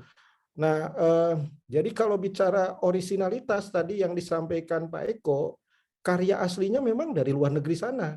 Tapi pertanyaannya, sudah ada belum yang mengkompilasikan itu? Itu ya. Nah, kalau Pak Pika mengatakan saya yang mengkompilasikan itu, kan Pak Pika juga harus membuktikan betul nggak beliau melakukan kompilasi itu. Kan gitu ya. Nah, kalau bisa dibuktikan, ya berarti itu menjadi karyanya Pak Pika. Tapi kalau Pak Pika tidak bisa menunjukkan proses kompilasinya, tetapi justru Pak Pika meniru dari kompilasi yang sudah dilakukan oleh orang lain, tentu itu menjadi ciptaan yang tidak bisa dicatatkan ciptaannya mestinya. Ya. Oke. Saya kira gitu. Saya mencoba mereview dari diskusi ini tadi, bahwa yang tadi terutama disampaikan oleh Pak Pika adalah satu, dia sebetulnya hanya ingin mencatatkan metode pembelajaran yang dilakukan di lembaga beliau. Nah, karena apa? Banyak dikopas sama lembaga-lembaga lain, gitulah ya kira-kira. Gitu. Tapi sekali lagi karena Pak Pika kurang mengerti masalah ini, ya semua dimasuk-masukin dulu lah, kira-kira gitu ya. Semua dimasuk-masukin. Jadi artinya Pak Pika tidak secara sengaja menulis seperti yang surat pencatatannya itu sempat beredar di grup WA ya. Artinya Pak Pika tidak secara sadar saya mengklaim ini tidak. Tapi Pak Pika adalah ini loh datanya yang saya punya. Kompilasi. Ya, itu maksud saya Pak, betul. Ya, betul. Kondisinya seperti itu. Nah, tapi bagaimanapun teman-teman, saya melihat bahwa apa yang dilakukan Pak Pika ini sesuatu yang positif. Ya, mungkin teman-teman, termasuk teman-teman yang memiliki LPK, bila memiliki kekhususan menemukan hal-hal baru di bidang pembelajaran hipnosis, ada baiknya dicatatkan. Ini yang dilakukan Pak Pika, kita ambil sisi positifnya, memang perlu kita mencatatkan kalau kita menemukan metode-metode baru yang orisinal, gitu ya, perlu dicatatkan untuk dilindungi haknya. Itu. Oke, ada yang raise hand, Pak Muhammad Solehan. Silakan. Ya, selamat malam, Pak. Buat semuanya pakar hipnoterapi dan pakar hipnoterapi. Yang pertama, salam hormat kepada saya, ke Pak Pika Estiono. Selamat malam, Mas Solehan. Saya masih mengakui, kalau mungkin masih ingat, 2015, panjenengan merivat saya di Kelengkelet, di rumah saya. Saya masih ingat, dan Anda adalah guru saya termasuk. Salam hormat saya. Terima kasih. Terima kasih, Mas. Masih awal dasar hipnosis, bagi saya itu adalah salah satu ilmu yang berguna sekali buat saya untuk melanjutkan sampai saya jadi orang yang seperti ini. Siap. Yang kedua, mungkin saya akan beberapa mengomentari, dan kalau menasihati atau memberikan masukan kelihatannya kayak nguyai segoro kalau bahasa Jawanya itu. Silakan Mas, nggak apa-apa, ini terbuka kok untuk umum. Mungkin saya juga akan bertanya sama Prof. Budi bahwa yang pertama kalau soal legalitas, mungkin hipnoterapi zaman dulu sama zaman sekarang beda. Cara soal keilmuan komunikasi berarti bagaimana caranya kita menyesuaikan perkembangan zaman dari zaman dulu sampai zaman sekarang. Contohnya pada saat parenting kita melakukan proses kepada anak dengan marah-marah itu masih sangat berguna. Mungkin sekarang sudah tidak ada istilah marah-marah dengan anak. Mas Solehan, bisa nggak kalau apa namanya itu headsetnya dilepas saja karena gangguan. Oh gitu ya ya. Ya oke, ini lebih bagus. Ya. Udah ya Pak ya. Udah ya, lebih bagus ini. Maaf ya. Terus tadi bicara soal masalah perkembangan zaman. Memang di Indonesia itu saya bilang agak rancu. Jadi ada perizinan yang berkaitan dengan perusahaan dan ada perizinan berkaitan dengan keilmuan. Katakanlah kalau Pak Vika ngomong, kita ngomong legal-legalan, kalau Pak Vika mempunyai sebuah perusahaan, entah itu CV, entah itu PT, PO, ataupun UD, itu berkaitan dengan diri sendiri sebagai pelaku usaha. Dan memang pajaknya memang pajak perusahaan untuk melengkapi PKP dan lain-lain. Tetapi kalau kita lihat dari sudut pandang itu sebuah hukum perusahaan berkenaan dengan keilmuan, berarti sudah ada undang-undang yang mengatur lebih berkenaan dengan kompetensinya. Makanya yang di Indonesia itu ada Kemendikbud, ada Kemnaker, kemudian sampai ada akreditasi, bahkan ada sertifikasi BNSP dan lain-lain. Memang kita memang harus mengikuti. Jadi jujur aja Pak Vika, sampai detik ini pun saya belum masuk di PKHI dan belum masuk di Prahipti juga.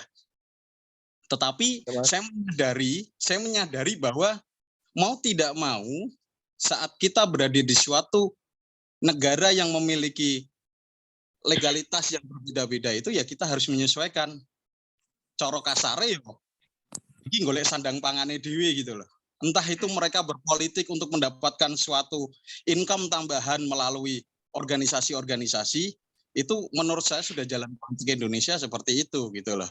Yang penting tidak nyenggol. Lah kenapa kok ada istilah, ada BNSP, ada lembaga sertifikasi, ada asosiasi digunakan untuk lebih menjaga agar tidak ada resiko-resiko dalam melakukan proses keilmuan. Sama dengan kesehatan. Kenapa pada saat orang yang sudah memiliki suatu keilmuan non formal itu harus dilindungi oleh SPTP, surat perizinan. Kalau di hipnoterapi berarti masuknya Batra. Digunakan untuk apa? Suatu saat individu tersebut melakukan suatu pelanggaran, sudah ada yang mempertanggungjawabkan. Ada yang mengingatkan, ada yang mengontrol, dan ada yang merangkulnya. Seperti itu sih. Nah, kalaupun itu tadi bilang Pak Vika itu legalitasnya atau hak ciptakan berbentuk metode, berbentuk cara pengajaran, apakah bisa, ini untuk pertanyaan ketiga Prof. Budi, untuk Prof. Budi, apakah bisa metode-metode itu kita dilakukan dan kita uji cobakan atau kita teliti, kalau ibaratnya S1 harus ada penelitian, skripsi seperti itu, yang nanti akan keluar jurnal dan dibukukan dan diresmikan dengan ISBN. Apakah itu juga termasuk bisa dihak ciptakan untuk bukunya sendiri itu, Prof? Terima kasih. Salam hormat, Prof. Mas Solehan, salam kembali, Mas. Di foto itu Anda yang gemuk atau yang kurus, Mas? Saya yang gemuk, yang kanan. Kalau yang kiri itu anggota DPR RI. Yang gemuk atau yang kurus? Yang gemuk atau yang kurus? Yang gemuk, yang depan sendiri, yang selfie, yang belakang warna hitam. Oke. Namanya. Oke. Itu tadi, maaf, pertanyaan untuk saya atau Pak Profesor ya? Saya mengomentari Pak Vika, terus yang pertanyaan kedua untuk pertanyaan Pak Profesor Budi, Pak Vika. Tapi nanti saya boleh menanggapi, Mas. Silakan tanggapi langsung, Pak Vika. Langsung aja, Pak Vika. Saya dulu atau Pak Profesor Pak Vika dulu? Silakan, Pak Vika dulu. Oke, terima kasih. Yang disampaikan Mas Solihun sebenarnya itu sudah Solekan, maaf Mas Solekan. Itu sebenarnya sudah sejak kemarin sudah saya bahas panjang lebar dengan teman-teman semua. Oke, ini mau kita mulai dari mana dulu ini? LKP ya? LKP Mas ya? Kemendikbud Mas ya? Ya, Oke. Silakan lanjut. Oke. Saya pun sudah konsultasi dengan Kemendikbud itu sudah 13 tahun yang lalu, Mas. Sebelum ada UU Sisdiknas 2013 dan seterusnya. Nah, kemarin rame-rame LKP, saya bikin perusahaan baru, turunan dari perusahaan saya nanti, saya bikinkan LKP juga. Namanya LKP Rumah Hipnotis Indonesia. Sekarang sedang berproses. Cuman, LKP itu ternyata izin operasionalnya itu hanya di kabupaten saja, begitu. Jadi satu LKP nanti dikasih satu NPSN hanya berlaku di satu kabupaten. Saya nggak boleh menyelenggarakan event, workshop, seminar di luar Kabupaten Jepara, begitu. Karena nggak boleh itu, karena izin operasionalnya cuma di satu kabupaten saja. Kalau saya mau nasional, saya harus bikin sekitar 415 LKP dengan 415 NPSN. Bayangkan. Itu dari mana, Pak Vika? Agak unik ini. Ya, ini langsung dari orang dinas distrik Kemendikbud, Mas. Ini kita bicara ke LKP dulu yang STPT sama BNSP berikutnya. Ya. Karena itu sudah saya bahas semua sampai detail-detail. Kita ke LKP dulu ya. Oke. Nah, alumni saya, Mas Solehan, sudah lihat sendiri nasional, dan kita sering adakan Zoom meeting selama pandemi ini dengan beberapa perwakilan dari negara, ada Malaysia, Singapura, Inggris, London, dan sebagainya. Kemarin ikut semua. Dengan izin LKP, nasib dari alumni saya ini bagaimana, begitu. Nah, ini kan jadi polemik. Dan ternyata orang-orang di Dikpora di kabupaten tidak bisa memberikan solusi itu. Jadi solusinya, perusahaan saya ada dua kan, Rumah Hipnotis Indonesia sama Rumah Hipnotis Internasional. Yang Rumah Hipnotis Indonesia saya gunakan secara internasional, yang Rumah Hipnotis Indonesia tadi ya, Rumah Hipnotis Internasional, saya gunakan untuk LKP. Begitu. Jadi hanya bisa dipakai di Jepara saja. Di luar Jepara saya tetap nanti pakai Rumah Hipnotis Internasional sebagai PT, bukan sebagai LKP. Karena LKP nggak bisa dipakai, Mas. Itu alasan saya. Oke, bisa dimengerti ya, Mas Solehan ya.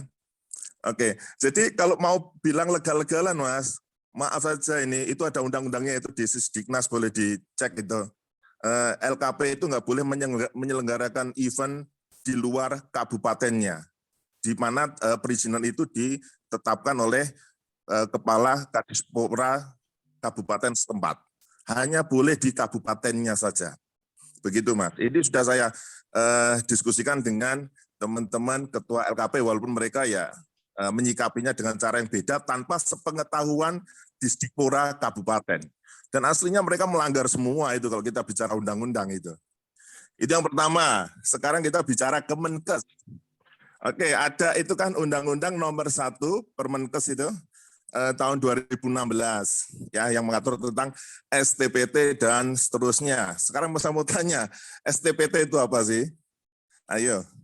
Ya, itu kan surat terdaftar pengobat atau penyembuh tradisional. Di situ sebenarnya dulu digunakan untuk izin dukun kampung, dukun pijet, dukun bayi, kemudian apa itu namanya pengobatan tradisional dan seterusnya. Semenjak muncul hipnoterapi, karena hipnoterapi sebenarnya di Indonesia belum ada undang-undangnya seperti di Amerika yang sudah berdiri tegak sendiri, sehingga kita mengacu ke sana semua. Akhirnya dimasukkan ke Batra juga, begitu. Jadi hipnoterapi setara dengan dukun kampung. Nah, setelah ada undang-undang OSS 2018, Dinas Kesehatan Kabupaten tidak menerbitkan lagi STPT. Yang punya wewenang penuh sekarang adalah Dinas Perizinan dan Penanaman Modal Satu Pintu. Ya, Dinas Kesehatan hanya dimintai surat rekomendasi saja. Jadi ada 3 surat rekomendasi dari Puskesmas, surat rekomendasi dari asosiasi, surat rekomendasi dari Dinas Kesehatan. Dan Dinas Perizinan itu sudah nggak mau tahu Dinas Kesehatan mau bermitra dengan asosiasi manapun, begitu. Bahkan tanpa menggunakan surat rekomendasi dari asosiasi seperti Prahipti, seperti PKHI, hanya menggunakan surat rekomendasi senior tempat magang itu sudah sah, boleh tanpa asosiasi. Ya, nah ini jadi rame kan kalau nggak gabung ke Prahipti PKHI ilegal begitu kan. Padahal itu boleh. Itu 2018. Sekarang kita bicara tahun 2021 sejak diterapkan Undang-Undang Cipta Kerja Omnibus Law. Nah, ini lebih gampang lagi sekarang. Di beberapa kabupaten itu kemarin beberapa alumni Rumah Hipnotis Indonesia sudah tidak terbit STPT lagi, cukup mengurus NIB saja, nomor induk berusaha, begitu. Dan itu syaratnya mudah sekali, Mas. Cuma menggunakan surat rekomendasi Puskesmas. Nanti kalau sudah terbit NIB-nya, Dinas Kesehatan diberikan tembusan oleh Dinas Perizinan dan Penanaman Modal satu pintu. Jadi sudah dilewati, Mas. Peran Dinas Kesehatan sudah dilewati, peran asosiasi dilewati, dan di situ kita bisa praktek hipnoterapi. Ini yang sudah terjadi di beberapa kabupaten untuk penerapan Undang-Undang Omnibus Law itu. Oke, itu yang Dinas Kesehatan. Sekarang kita bicara tentang BNSP. Maaf, Prof, ya ini kalau waktunya agak lama. Nggak apa-apa, Mas Vika, nggak apa-apa. BNSP itu apa sih? Ayo coba siapa yang bisa tahu di sini. Itu kan Badan Nasional Sertifikasi Profesi. Betul begitu ya? Sekarang mau tanya, hipnoterapi itu profesi atau bukan? Syarat profesi itu apa? Harus ditempuh melalui jenjang pendidikan formal. Ya. Sekarang hipnoterapi di Indonesia ditempuh dengan kursus sehari 2 hari, paling banter itu Pak Adwi Gunawan 10 hari. Dan itu mau diperlakukan persis seperti profesi, layaknya dokter, layaknya perawat, layaknya guru, dosen, dan seterusnya. Nah ini kemarin sudah saya kritik. Saya sudah tanya langsung sama orang BNN, juga bingung nggak bisa jawab karena sudah manjur didaftarkan di BNSP ya, sudah terlanjur didaftarkan di BNSP sebagai juru hipnosis dan juru hipnoterapi yang katanya kompeten. Nah, jadi memang kacau di Indonesia, tapi sudah terlanjur menjadi regulasi di Indonesia dan sudah banyak yang mendukung, sudah banyak yang melakukan. Jadi seolah-olah alur untuk menjadi seorang hipnoterapis itu sulit, begitu. Harus melalui LKP, harus melalui asosiasi, nanti harus ikut BNSP dan semua regulasi yang konon katanya harus dilakukan. Ternyata saya bisa dapat STPT tanpa itu semua. Begitu, tanpa rekomendasi asosiasi bisa. Ya. Itu nanti teks di postingan sudah saya posting semua itu izin-izin yang tanpa bentuknya bukan STPT lagi. Ini baru beberapa kabupaten ya Mas ya, belum seluruh Indonesia karena undang-undang ini masih baru November 2021. Kira-kira begitu Mas jawaban saya. Oke, terima kasih Pak Vika, silakan Prof. Ya. Tadi Pak Vika udah jelas ya. Kalau saya orang hukum kebetulan Pak Vika, dan saya belajar hukum bisnis gitu ya. Jadi memang kalau soal legalitas itu dalam usaha itu ada 3. Ya, legalitas badan usahanya, legalitas izin usahanya, dan legalitas produknya. Itu ya. Tadi yang izin usaha sudah dijelaskan oleh Pak Vika gitu ya. Nah, ini soal haki ini kaitannya dengan legalitas produk. Jadi produk-produk yang kita beli itu sebenarnya itu Bapak Ibu harus tahu di situ ada aspek legalnya. Misalnya kalau beli air minum Aqua kan gitu ya, itu mereknya ada legalitasnya namanya sertifikat merek kan gitu ya. Kemudian bentuk botolnya itu ada legalitasnya namanya sertifikat desain industri gitu ya. Kemudian air mineral itu diolah ada metode pengolahannya itu ada legalitas produknya gitu ya. Jadi dalam satu produk itu bicara legalitas produk itu ya rujukannya ke haki, kira-kira gitu. Selain nanti kalau proses pembuatan ada standar nasional Indonesia SNI kan kira-kira gitu ya. Nah itu menambahkan dari yang Pak Vika sampaikan. Nah kita kembali, jadi ini Pak Vika ini sebenarnya memang ingin memastikan bahwa produk yang diciptakannya ini punya legalitas. Dan salah satunya melalui haki kan gitu ya. Nah hakinya itu khusus hak cipta. Nah Bapak Ibu harus tahu haki itu nggak hanya hak cipta. Haki itu ada 9 macam ini, banyak sekali. Ada hak cipta, ada paten, desain industri, rahasia dagang, desain tata letak sirkuit terpadu, indikasi geografis, perlindungan paritas tanaman, merek kolektif gitu ya. Jadi banyak ragamnya, kurang lebih 9 kalau yang saya tahu gitu. Dan di Indonesia ini berlaku semuanya. Nah ini baru satu haki yang Pak Vika minta, ini terkait dengan hak cipta gitu. Dan tadi dikatakan hak ciptanya itu kan yang diklaim itu kan kompilasi data. Nah datanya apa yang dikompilasikan ini yang harus kita kaji, kita dalami. Kalau tadi Mas Surah mengatakan, Pak itu kan sistem prosedur yang lama, makanya kita harus pastikan dulu yang disebut kompilasi data itu data-data apa saja. Kalau itu berkaitan dengan soal prosedur, sistem, metode, konsep, ini jelas ini hasil karya yang tidak dilindungi oleh hak cipta, itu harus dikeluarkan data itu. Kira-kira gitu. Tapi mungkin nanti ada data yang tidak masuk dalam kategori itu. Dan masuknya justru kategorinya adalah hasil karya yang bisa diberi hak cipta. Nah makanya tadi ke Pak Pika saya sarankan supaya ini tidak salah paham, karena prosesnya kemarin tidak paham, ada baiknya mungkin ini dihapus dulu, kemudian kalau mau dicatatkan hak ciptanya dalam bentuk kompilasi data, ya kompilasi datanya itu berisi data-data yang memang layak untuk diberi hak cipta, supaya ini tidak jadi polemik bagi teman-teman, terutama tadi menyangkut prosedur, sistem, metode, protokol, istilahnya kan begitu ya. Yang ini menurut teman-teman sudah ada cukup lama kan begitu. Saya kira itu. Oke, Prof, terima kasih. Ya, teman-teman, kami yang dari LKP, di Quantum of Man itu kan LKP bukan LPK ya. Memang semalam ini kenapa agenda ini kita adakan, semalam ada menjadi pembahasan di BA Group, dan ya kebetulan karena background saya juga orang hukum dan saya merasa tertarik untuk mendiskusikan ini ada apa sebenarnya kan. Tapi dari penjelasan Prof. Budi dan juga tadi dari klarifikasi yang sangat clear dari Pak Vika, kita bisa memahami, oh ternyata tidak seperti yang muncul ke permukaan, gitu kan. Ada yang muncul di permukaan itu hanya screen saver saja ternyata. Ya. Nah, oke, kita ada lagi yang mau disampaikan, mungkin yang terakhir kalau ada yang ingin menyampaikan sesuatu. Atau Mas Soleh, siap. Silakan. Saya mau minta nomornya Profesor siapa tadi? Budi. Yang jadi pembicara siapa Mas? Iya, Profesor Budi. Nanti saya mau konsultasi lebih lanjut. Mas Budi sama jenengan yang jadi pembicara itu. Oke.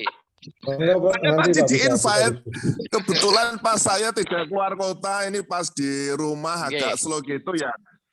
Ya saya klik, nah di situ malah ada nama saya di situ tertera. Iya. Tapi ada bagusnya. Nanti saya mau diskusi lebih lanjut dengan Profesor. Terima kasih Pak Soleh. Dengan bergabung di sini jadi semuanya clear. Artinya kita menekuni bidang yang sama, yang sangat kita cintai, bidang hipnosis, hipnoterapi, dan kita punya semangat yang sama memang untuk memajukan hipnosis dan hipnoterapi di Indonesia. Memang masih butuh banyak perjuangan kita agar hipnosis dan hipnoterapi ini bisa menjadi profesi mulia, katanya begitu ya. Oke, masih ada yang raise hand, Mas Agus, silakan. Ya, terima kasih Mas Soleh. Cuma menambahkan aja beberapa. Saat ini sebenarnya sudah ada 6 bulan ini itu terjadi penggodokan tentang metode hipnosis itu di kampus. Kampus apa yang menggodok? Ada 2 kampus besar di Indonesia, yaitu UGM dan Unpad. Nah, kebetulan saya ada di dalamnya, kebetulan termasuk anggota. Nah, itu baru menggodok namanya hipnosis akan masuk menjadi satu mata kuliah khusus itu di psikologi. Itu just info aja. Nah, di situ itu. Sehingga kemarin ada yang mau buka D3 hipnosis gitu, bingung saya juga. Gitu loh. Nah, itu yang pertama. Mungkin kapan gitu perlu ada ini Mas Soleh tentang BNSP. Karena BNSP ini rancu, perkembangan hipnosis itu begitu luar biasa, ibarat badai COVID gitu loh. Nah, ini luar biasa sehingga tiba-tiba ada muncul BNSP. Kemudian asesornya, saya punya beberapa teman asesor di BNSP. Dan secara pribadi itu nggak layak jadi asesor. Jadi belum ada sebuah standar yang baku, dan itu saya yakin Mas Vika juga gelisah sebenarnya. Ya, kemarin itu kritik Pak, ya terima kasih. Kemarin saya kritik, itu asesornya kan masih, maaf ya, masih anak-anak baru begitu loh. Betul, betul sekali. Silakan Mas Agus, dulu Mas Agus. Iya, nah ini yang menjadi sesuatu yang luar biasa. Jadi ketika kita itu BNSP, praktek itu sudah legal dilindungi negara, seolah-olah seperti itu. Nah, sementara yang lulus saya juga tahu dan kenal sangat baik. Itu ada 15 teman saya ikut, saya garuk-garuk. Nah, kebetulan saya psikolog, jadi saya nggak butuh itu bagian metode kami di dalam psikologi. Nah, cuma di situ menggelitik saya, kok iso yo, gitu loh. Kok iso yo, gitu loh. Nah, ini ada sesuatu yang bagi saya itu akan jadi bom waktu nantinya. Bom waktu, dan itu akan jelek malahan pemerintah, dalam arti di sini BNSP sendiri. Itu cepat atau lambat itu akan jadi bom waktu. Kalau memang tidak punya standarisasi yang jelas di dalam ujian untuk mendapatkan BNSP. Nah, di situ itu. Itu mungkin perlu dikaji kapan-kapan Mas Soleh dari segi hukum ya, hukum ya. Dan karena ini kan keselamatan klien nih, keselamatan pasien kalau orang bilang. Nah, itu saya menyaksikan dan saya pernah diminta untuk jadi asesor ketika melihat beberapa teman yang melakukan ujian seperti itu, saya bingung. Mending saya mundur alon-alon gitu loh. Nah, di situ itu. Nah, karena pertanggungjawabannya itu pertanggungjawaban moral, tidak cuma moral saja, tapi ini pertanggungjawaban keselamatan gitu loh. Nah, ini perlu dikaji, mungkin dia dilihat aspek hukum. Saya bukan orang hukum jadi nggak tahu, tapi itu perlu diulas mungkin Mas Soleh suatu saat. Karena memang benar-benar banyak kurang tepat menurut saya loh ya, secara pribadi gitu loh. Nah, itu kurang tepat, dan ini baru jam terbangnya sekian sudah sertifikasikan. Wah, itu bagi saya berbahaya. Untuk belajar aja lama sekali sebenarnya gitu loh. Nah, kita dulu di psikologi aja dulu setelah lulus S1 ambil profesi psikolog itu cuma 6 bulan, sekarang nggak boleh, harus S2 baru dikatakan psikolog. Nah, di situ itu. Ini berarti sudah ada upgrade. Nah, yang di sini mungkin perlu ada rujukan. Tapi tadi itu yang saya utarakan, di UGM dan Unpad itu sekarang baru gencar-gencarnya untuk menggodok itu dimasukkan menjadi sebuah kurikulum untuk Fakultas Psikologi. Entah itu nanti di profesi, dalam arti di sini di S2-nya atau di S1-nya. Tapi di S1 saya memang sudah ada pelajaran itu. Itu aja Mas Soleh mungkin sebagai tambahan. Terima kasih. Di sini ada 2 orang yang saya kenal sangat concern dengan BNSP. Tadi sebenarnya sudah saya minta untuk bicara Pak Rizwan, tapi tidak merespon. Kemudian muncul saat ini ada Babe Sunardi yang terkait dengan BNSP. Silakan sharing B. Mohon bisa sharing B. Halo B. B.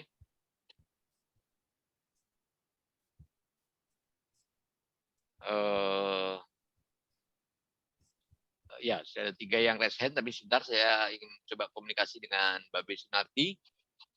Halo? Ya, silakan B. Tadi terkait dengan BNSP. Silakan B. Baik, terima kasih. Menarik memang regulasi di Indonesia. Saya hanya menilik saja gitu ya, bahwa yang saat ini BNSP itu adalah P3 yang berlaku khusus, gitu. Karena yang digunakan itu adalah SK3, standar khusus. Idealnya memang untuk proses ini, ya balik lagi, siapa sih yang mau cawe-cawe nih, gitu ya, yang mau berkorban rela untuk ya seperti Mas Vika, seperti yang teman-temannya yang lain, yang mau sadar akan sebuah legalitas gitu. Perkembangan hipnoterapi dan ilmu-ilmu pemberdayaan yang lainnya ini kan tokoh-tokohnya asik dengan diri sendiri. Yang sangat menurut saya agak naif gitu ya, manakala sebuah keilmuan ini kita sudah merasakan, tapi tidak pernah ada keinginan teman-teman ini untuk membentuk sebuah, katakanlah, aturan yang ada di NKRI ini, yang di negara kita cintai ini dilalui, gitu. Atau justru kita tetap terapkan. Ya, terlepas daripada plus minusnya, ya plus minusnya pelaku atau aparaturnya yang kadang-kadang menyikapi aturan dari Permenkes itu kadang-kadang katakanlah ya kita tahu sendiri gitu ya. Namun untuk kesadaran membentuk sebuah lembaga pelatihan yang sesuai ada izin operasionalnya, ini baru muncul di abad ke-20 ini. Di 2019 lah katakanlah, itu baru bermunculan semuanya. Nah, itu juga yang membuat ada keprihatinan dari teman-teman. Apakah memang ini sementara banyak teman-teman yang sudah menggantungkan rezekinya lewat sana gitu. Ada teman-teman yang sebagian banyak dan sebagian besar itu sudah menggantungkan rezekinya, mencari penghidupannya itu lewat keilmuan ini gitu. Dan itu tentunya diatur semuanya adalah berkenaan dengan profesi. Nah, ada beberapa yang organisasi profesi yang akhirnya juga mengurus itu semuanya. Dari sekian puluh baru yang menjadi ada di kehakiman itu dan menjadi mitra Kemenkes hanya 4. Ya, kalau saya tidak salah ada 3. Ya, katanya 1 lagi ini sedang dalam proses. Bayangkan dari sudah sekian lama hipnosis itu ada di Indonesia, baru ya 3 yang concern melegalkan dirinya sesuai dengan aturan yang diterapkan oleh pemerintah. Nah, untuk itu memang pemerintah membuka peluang untuk Orpro silakan untuk menstandarisasi sendiri gitu bagi anggota-anggotanya. Idealnya memang harusnya ada semacam konvensi nasional yang kalau tidak salah itu juga pernah digagas pada waktu almarhum Pak Yan itu gitu ya. Itu ada konvensi. Ya. Namun itu akhirnya menurut saya ini juga menjadi sebuah katakanlah koreksi bersama gitu. Masing-masing merasa bahwa I am the best gitu. I am the best dan saya tidak mau kolaborasi dengan teman-teman. Nah, itu yang akhirnya kita tidak pernah sepakat untuk hipnoterapi ini menjadi standar kompetensi nasional SKKNI itu loh. Yang mungkin nanti perjalannya cukup lama gitu. Ya. Yang ini juga kemarin yang baru hanya ngurus untuk standar LKP di Indonesia itu yang concern juga hanya 2 organisasi. Yang akhirnya sekarang ini kita kemarin sudah juga sounding ke teman-teman. Standar kompetensi lulusan yang kemarin kita hampir 6 bulan berjibaku untuk itu gitu ya, terlepas dari plus minus yang sudah teman-teman lakukan. standarnya yang kita cantumkan untuk standar kompetensi lulusan yang akan juga katakanlah menjadi acuan kurikulum maupun silabusnya maupun standarnya itu adalah minimal 100 jam. Minimal. Ya, dan itu juga belum jaminan bahwa dia harus lulus. Nah, itu juga jadi ini memang dalam rangka adalah ongoing proses gitu. Kembali lagi ke BNSP. Sarana ini luar biasa menurut saya. Ya, ada Mas Vika, ada yang lainnya, organisasi yang sudah mulai anggota-anggotanya. Ya harapan saya pribadi, yuk kita duduk bareng, kita sama-sama gitu ya, membuat konvensi nasional. Ada di sini dosen Mas Agus dan lain-lain semuanya gitu ya, yang berlandaskan semuanya. SKKNI ini itu juga prosesnya akan lama, akan panjang, namanya aja akan mengalami konvensi nasional. Kedepannya memang harus ada yang mikirin, harus ada yang mau berjuang untuk itu.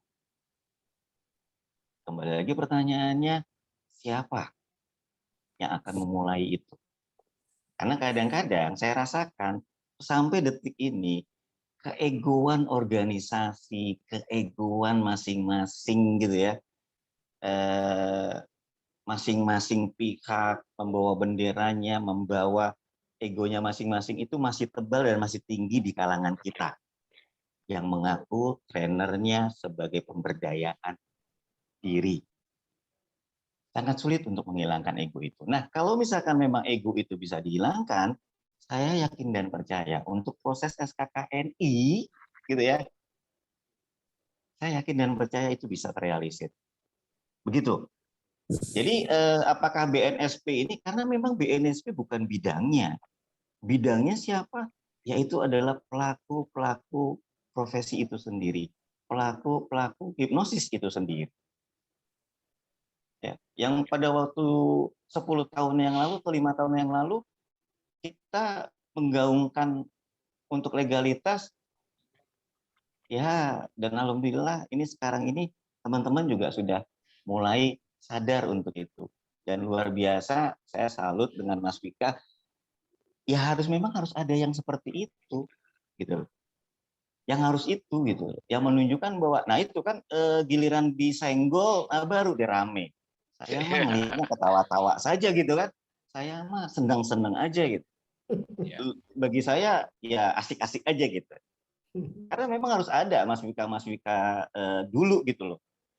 Yang istilahnya ini loh gitu. Nah, pada saat sudah mulai kegesek gitu ya, tanda kutip, maaf mungkin agak kasar, pendaringannya atau apa, baru deh ribut kan gitu.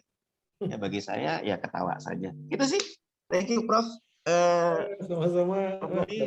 Gitu aja sarannya. Mudah-mudahan saya berharap kita kumpul ini melontarkan sebuah yang bisa dengan SKKNI yang kita godok sama-sama, yang mungkin tidak lagi 100 jam, melainkan mungkin 200 jam atau 300 jam. Silakan. Terima kasih, Pak. Oke, B. Terima kasih banyak, B. Ini ada 2 yang raise hand. Waktu kita tinggal 15 menit. Mohon diatur waktunya. Mas Iman terlebih dahulu, silakan. Assalamualaikum warahmatullahi wabarakatuh. Waalaikumsalam. Selamat kami kepada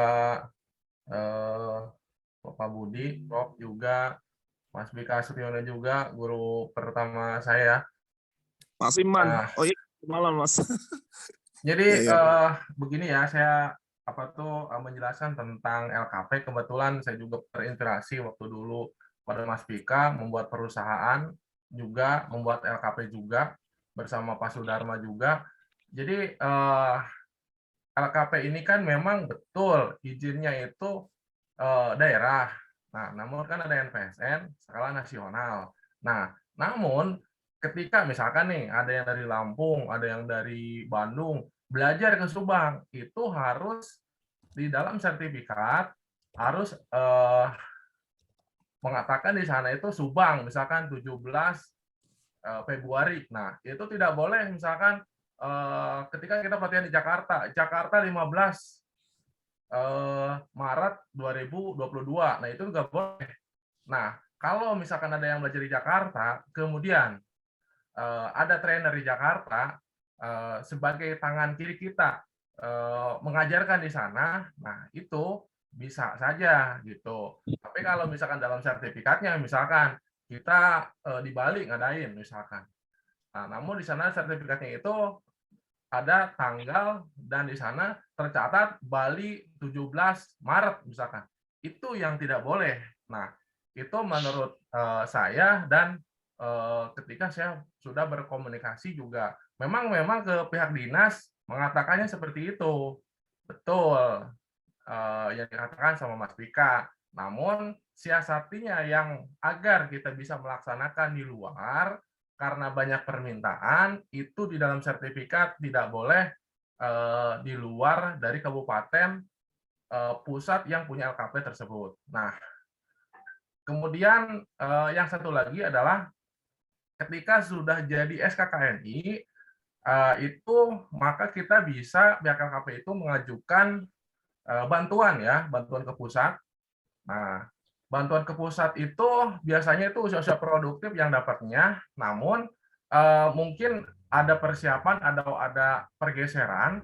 Nanti kalau udah keluar seperti itu, pihak LKP mungkin bisa dapat bantuan dan kemungkinan hipnoterapi akan gratis pelatihannya karena sudah dibayar sama pihak Kementerian Pendidikan. Seperti itu ya. Menurut memang ketika memang saya juga udah ditawari beberapa kali gitu untuk melakukan. Cuman kan ini SK ini kan belum ada, jadi saya belum siap untuk mengajukan bantuan dari pemerintah tersebut. Nah, itu saja yang saya sampaikan. Terima kasih ya buat semuanya yang terhormat. Silakan Pak.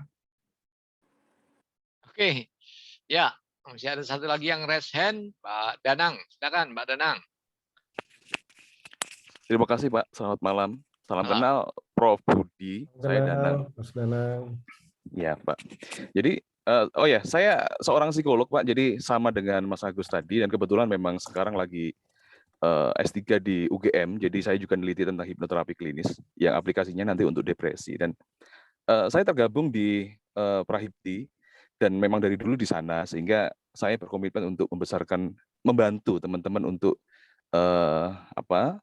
membina anggota begitu ya. Dan saya sangat apresiasi sekali ya dengan rekan-rekan yang membentuk organisasi-organisasi yang meskipun berbeda tapi memiliki tujuan yang sama. Jadi kalau di luar negeri itu khususnya di Amerika ya, itu ada yang namanya lay hipnoterapis. Jadi hipnoterapis awam, dan ada hipnoterapis yang health provider. Jadi hipnoterapisnya itu kumpulannya health provider aja, kayak dokter, kayak psikolog klinis, dan juga perawat, itu masuk di health provider, Pak. Jadi kalau untuk yang lay people itu boleh dimasuki siapa saja, gitu. Salah satunya Pak Adi itu termasuk di lay people, gitu. Dan misalkan kayak Prof kami itu masuknya di health provider, Pak. Sehingga di sini sebenarnya jelas batasan-batasannya, gitu. Jadi kewenangan dari yang lay hipnoterapis itu seperti apa, itu menjadi jelas karena ada asosiasi yang menaunginya. Nah, saya lihat di Indonesia sekarang mulai sudah begitu gitu. Dan saya senang karena ada yang membina teman-teman praktisi di lapangan, itu ada yang membina, yaitu organisasi profesi. Di mana kode etiknya di situ juga diatur dan kewenangan-kewenangan dan sebagainya itu sudah diatur. Tentu saja ini masih awal dan saya melihat progresnya ini bagus sekali. Gitu ya, sehingga menurut saya perizinan-perizinan seperti itu menjadi penting menurut saya, karena nanti juga akan ada kasus-kasus ya kayak delik aduan dan sebagainya yang mungkin bisa terjadi gitu, dan itu juga dialami profesi kami juga, nggak cuma psikolog klinis ya, tapi dokter dan sebagainya itu pasti ada yang seperti itu, sehingga sebenarnya kehadiran organisasi profesi itu tujuannya juga untuk melindungi hal-hal yang sebenarnya seperti itu gitu. Ya, sudut pandang Pak Vika memang benar. Saya banyak setujunya gitu. Cuman memang nanti saya juga harus menyetujui teman-teman yang lain gitu. Jadi sebenarnya kita semua itu niatnya positif, niatnya sama begitu. Sehingga kita perlu, kata Babe tadi, kita ngobrol bareng, duduk bareng untuk membicarakan masalah ini ke depan seperti apa. Dan yang lebih penting adalah ini tujuannya nanti kembalikan untuk apa sih? Masa cuma untuk uang kan enggak, tapi untuk masyarakat kan. Sehingga kalau tujuan kita masyarakat, sebenarnya perdebatan ini adalah perdebatan untuk menuju suatu kesepakatan yang kita semua dapatkan secara baik gitu loh. Jadi bukan ego sektoral, tapi memang untuk masyarakat. Nah, kira-kira begitu, Bapak. Saya apresiasi sekali dan saya hormat sekali dengan rekan-rekannya ada di sini, dan saya akan tetap mendukung dimanapun saya berada. Terima kasih.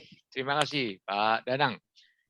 Ya, Prof, ini tadi yang terakhir ini kan sudah bicara LPK, LKP, dan BNSP ya. Tapi sebelum kita akhiri, silakan ada closing statement, Prof. Ya, saya kira tadi kalau dari cerita ini kan kita bicara soal legalitas kegiatan Bapak Ibu sekalian. Jadi karena kita orang hukum, Om Soleh, saya kira ini memang harus dibantu lah, kira-kira gitu, didampingi lah. Siap. Ya kalau tadi di luar negeri itu sudah punya undang-undang khusus gitu ya. Kalau ini memang dari sisi jumlah sudah sangat banyak, saya kira menjadi logis ada kebutuhan hukum di situ. Itu yang pertama. Kemudian yang kedua tadi soal menetapkan legalitas dari kegiatan hipnoterapi ini gitu ya. Tadi kalau saya sebagai orang hukum di Indonesia, kalau ini dianggap sebagai kegiatan usaha, gitu, kira-kira begitu, maka kan yang harus dilegalkan itu kan terdiri dari 3, kira-kira gitu ya. Satu tentang institusinya atau organisasi bisnisnya, ini harus legal gitu ya. Bapak Ibu mungkin sudah belajar juga ada Undang-Undang Cipta Kerja sekarang, meskipun oleh Mahkamah Konstitusi undang-undang ini sekarang setengah digantung juga, kira-kira gitu ya.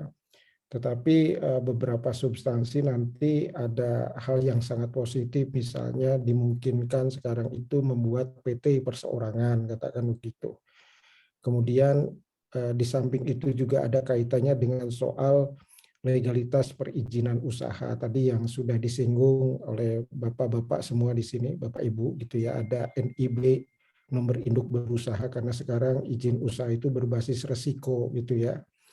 Mungkin nanti juga ada izin-izin yang lain. Nah, yang tidak kalah pentingnya juga soal hak kekayaan intelektual sebagai salah satu dari legalitas produk yang Bapak Ibu gunakan. Dan tadi kalau mendengar diskusi, memang ada peluang, ada kemungkinan dari kegiatan hipnoterapi ini ada pengembangan-pengembangan, ada penyempurnaan-penyempurnaan. Dan ada juga barangkali data-data, informasi-informasi yang sebenarnya Bapak Ibu mengkreasikan sendiri. Dan itu memang punya kelayakan untuk bisa dilindungi oleh hak kekayaan intelektual. Nah itu tentu jangan diabaikan, itu juga harus diurus oleh Bapak Ibu sekalian. Terlebih tadi situasi di negara kita ini kan tindakan-tindakan plagiasi, pengkopian, pembajakan, pemalsuan itu sudah sangat marak sekali gitu ya. Jadi tentu itu harus kita cegah, kita lindungi dengan melakukan upaya-upaya pelindungan haki gitu ya. Dan hakinya di sini dalam konteks hipnoterapi sebenarnya Om Soleh bukan hanya bicara hak cipta. Nanti ini ada kaitannya bisa dengan paten, bisa dengan merek gitu ya. Nah, saya kira itu, dan saya mendukung dari apa yang menjadi keinginan Bapak Ibu, bagaimana kegiatan ini bisa maju ke depan dan ini bisa berguna, bermanfaat untuk masyarakat. Saya kira itu aja dulu Om Soleh. Oke, terima kasih dan mohon maaf tidak menyiapkan materi secara khusus Om Soleh. Iya. Tapi kalau mau diskusi boleh, nanti kita tinggal kontak-kontak. Terima kasih Prof yang sudah mau sharing malam hari ini. Buat teman-teman, memang Prof Budi tidak menyiapkan materi karena semalam kami ngobrol itu saya sedikit ngakali sama Prof Budi ini. Yuk ngobrol-ngobrol yuk di Zoom gitu kan. Saya bicaranya ngobrol-ngobrol gitu ya.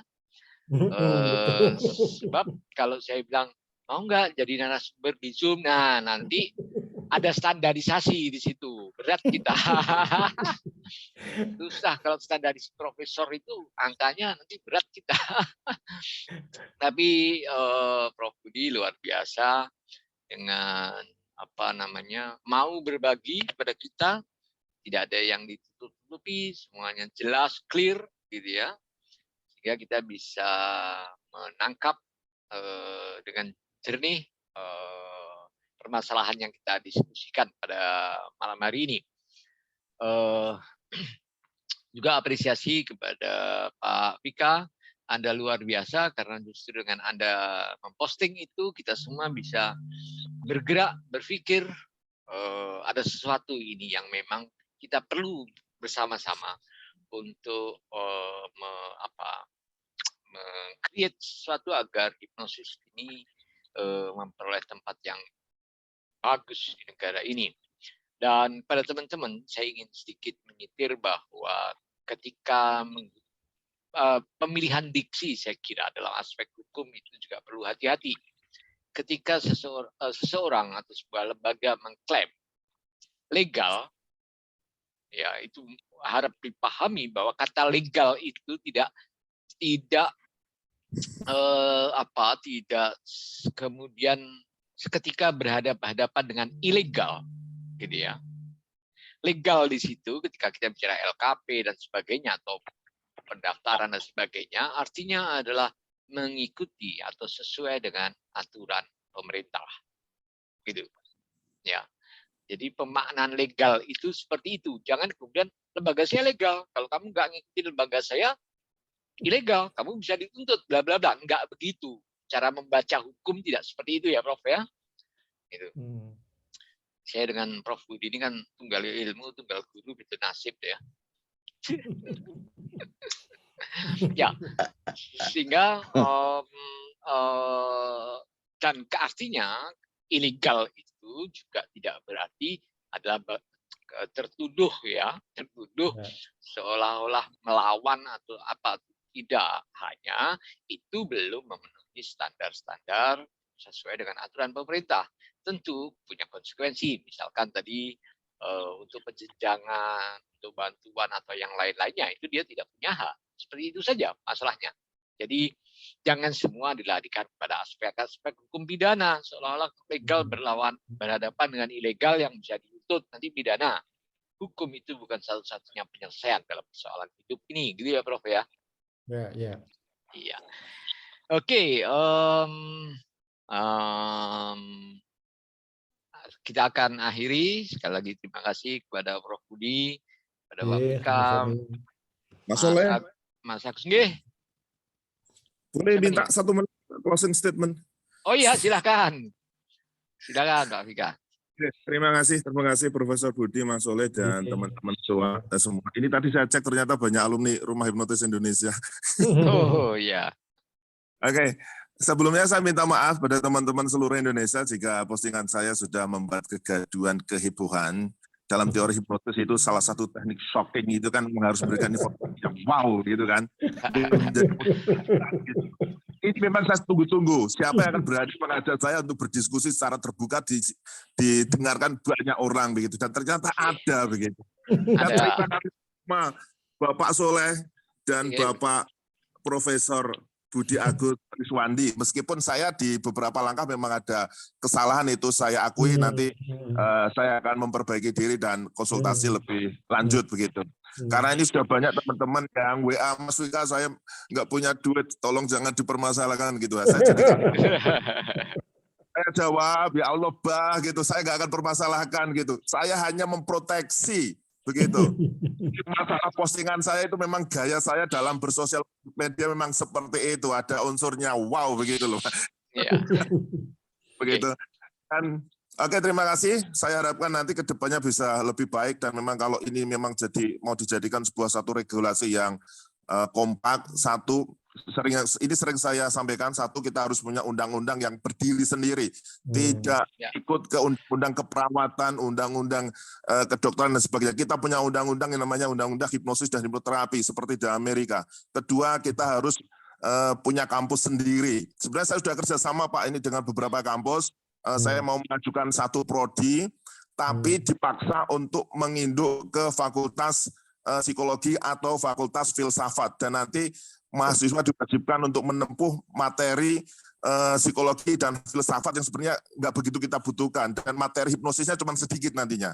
Nah, terus ini kita bicarakan lebih lanjut karena ini nanti akan kerjasama dengan beberapa teman saya dari luar negeri yang akan dikonversikan sertifikatnya nanti ke kampus mereka yang ada di luar negeri. Saya belum tahu nanti formatnya seperti apa, tapi di sini saya sudah digandeng untuk ikut merealisasikan ini. Nah, harapan saya nanti teman-teman saya minta untuk banyak bergabung di sini untuk mengajar, membantu saya dan seterusnya. Begitu Mas harapan saya, Mas. Terima kasih, Mas. Keren, Mas Vicky. Semangat, Mas. Saya sudah chat ke Pak Vika, tapi belum dibalas kayak chat saya. Oh iya, maaf ini saya pakai pakai handphone. Oh oke. Oke. Ya. Nanti juga kalau sudah layarnya sudah tertutup, Mas. Oh, kalau layarnya sudah tutup sudah hilang dong message-nya, pesannya. Sebentar ini. Sebentar. Cara ngelihat chatnya gimana ini? Ya, memang kami di KOM sering mengadakan kegiatan seperti ini. Satu ketika ada isu tentang pengetahuan tradisional, begitu ya. Kemudian kami langsung membuka Zoom, mempertemukan kawan-kawan pemerhati atau praktisi pengetahuan tradisional, ya, hipnosis tradisional kira-kira begitu, untuk kita ngobrol di sini bareng-bareng. Dan kemudian hari ini ketika semalam ada isu seperti ini, kami juga langsung ajak teman-teman untuk ngobrol di sini. Jadi kami terbuka untuk sharing apapun itu bentuknya. Gitu. Oke. Om Soleh, itu ya. Saya kirimi peraturan tentang pendirian program studi. Karena tadi ada diskusi ingin mendirikan prodi. Jadi Bapak Ibu, kebetulan saya juga punya pengalaman dan ini sedang proses kita mendirikan prodi baru. Nah, kalau Bapak Ibu mau mendirikan prodi, kira-kira itu pelajari ada nggak nomenklaturnya di situ? Kalau tidak ada, nampaknya ini memang betul tadi akhirnya harus diinsert ke prodi yang memungkinkan. Misalnya tadi psikologi. Nah, nanti di dalamnya itu memuat hipnoterapi ya, Om Soleh. Nah, itu masuk di situ nanti. Jadi memang perlu penyiasatan. Kemudian yang kedua, sekarang ini nampaknya pemerintah memang sangat fokus mendirikan prodi itu ke prodi-prodi sarjana terapan, diploma kan gitu ya. Itu Om Soleh. Saya kira tambahan aja. Oke teman-teman, silakan kalau mungkin berkenan mencatat nomor KOM di 057 1359 6000. Oke, dan pada rekan-rekan saya yang di KOM ada Gus Habib dan Mas Agus. Ya, nampaknya kita harus banyak berdiskusi, Mas. Ini perkembangannya juga menarik ini. Siap. Oke. Baik, teman-teman semua, terima kasih dan saya mohon maaf bila yang mengantar diskusi ini ada banyak kesalahan. Semoga kita bisa berjumpa lagi dan yakin bahwa hipnosis adalah profesi mulia. Terima kasih. Wassalamualaikum warahmatullahi wabarakatuh. Waalaikumsalam. Terima kasih Mas Vika, Prof. Putih, terima kasih. Nanti saya ping ya. Assalamualaikum. Waalaikumsalam. Pak Kepsek.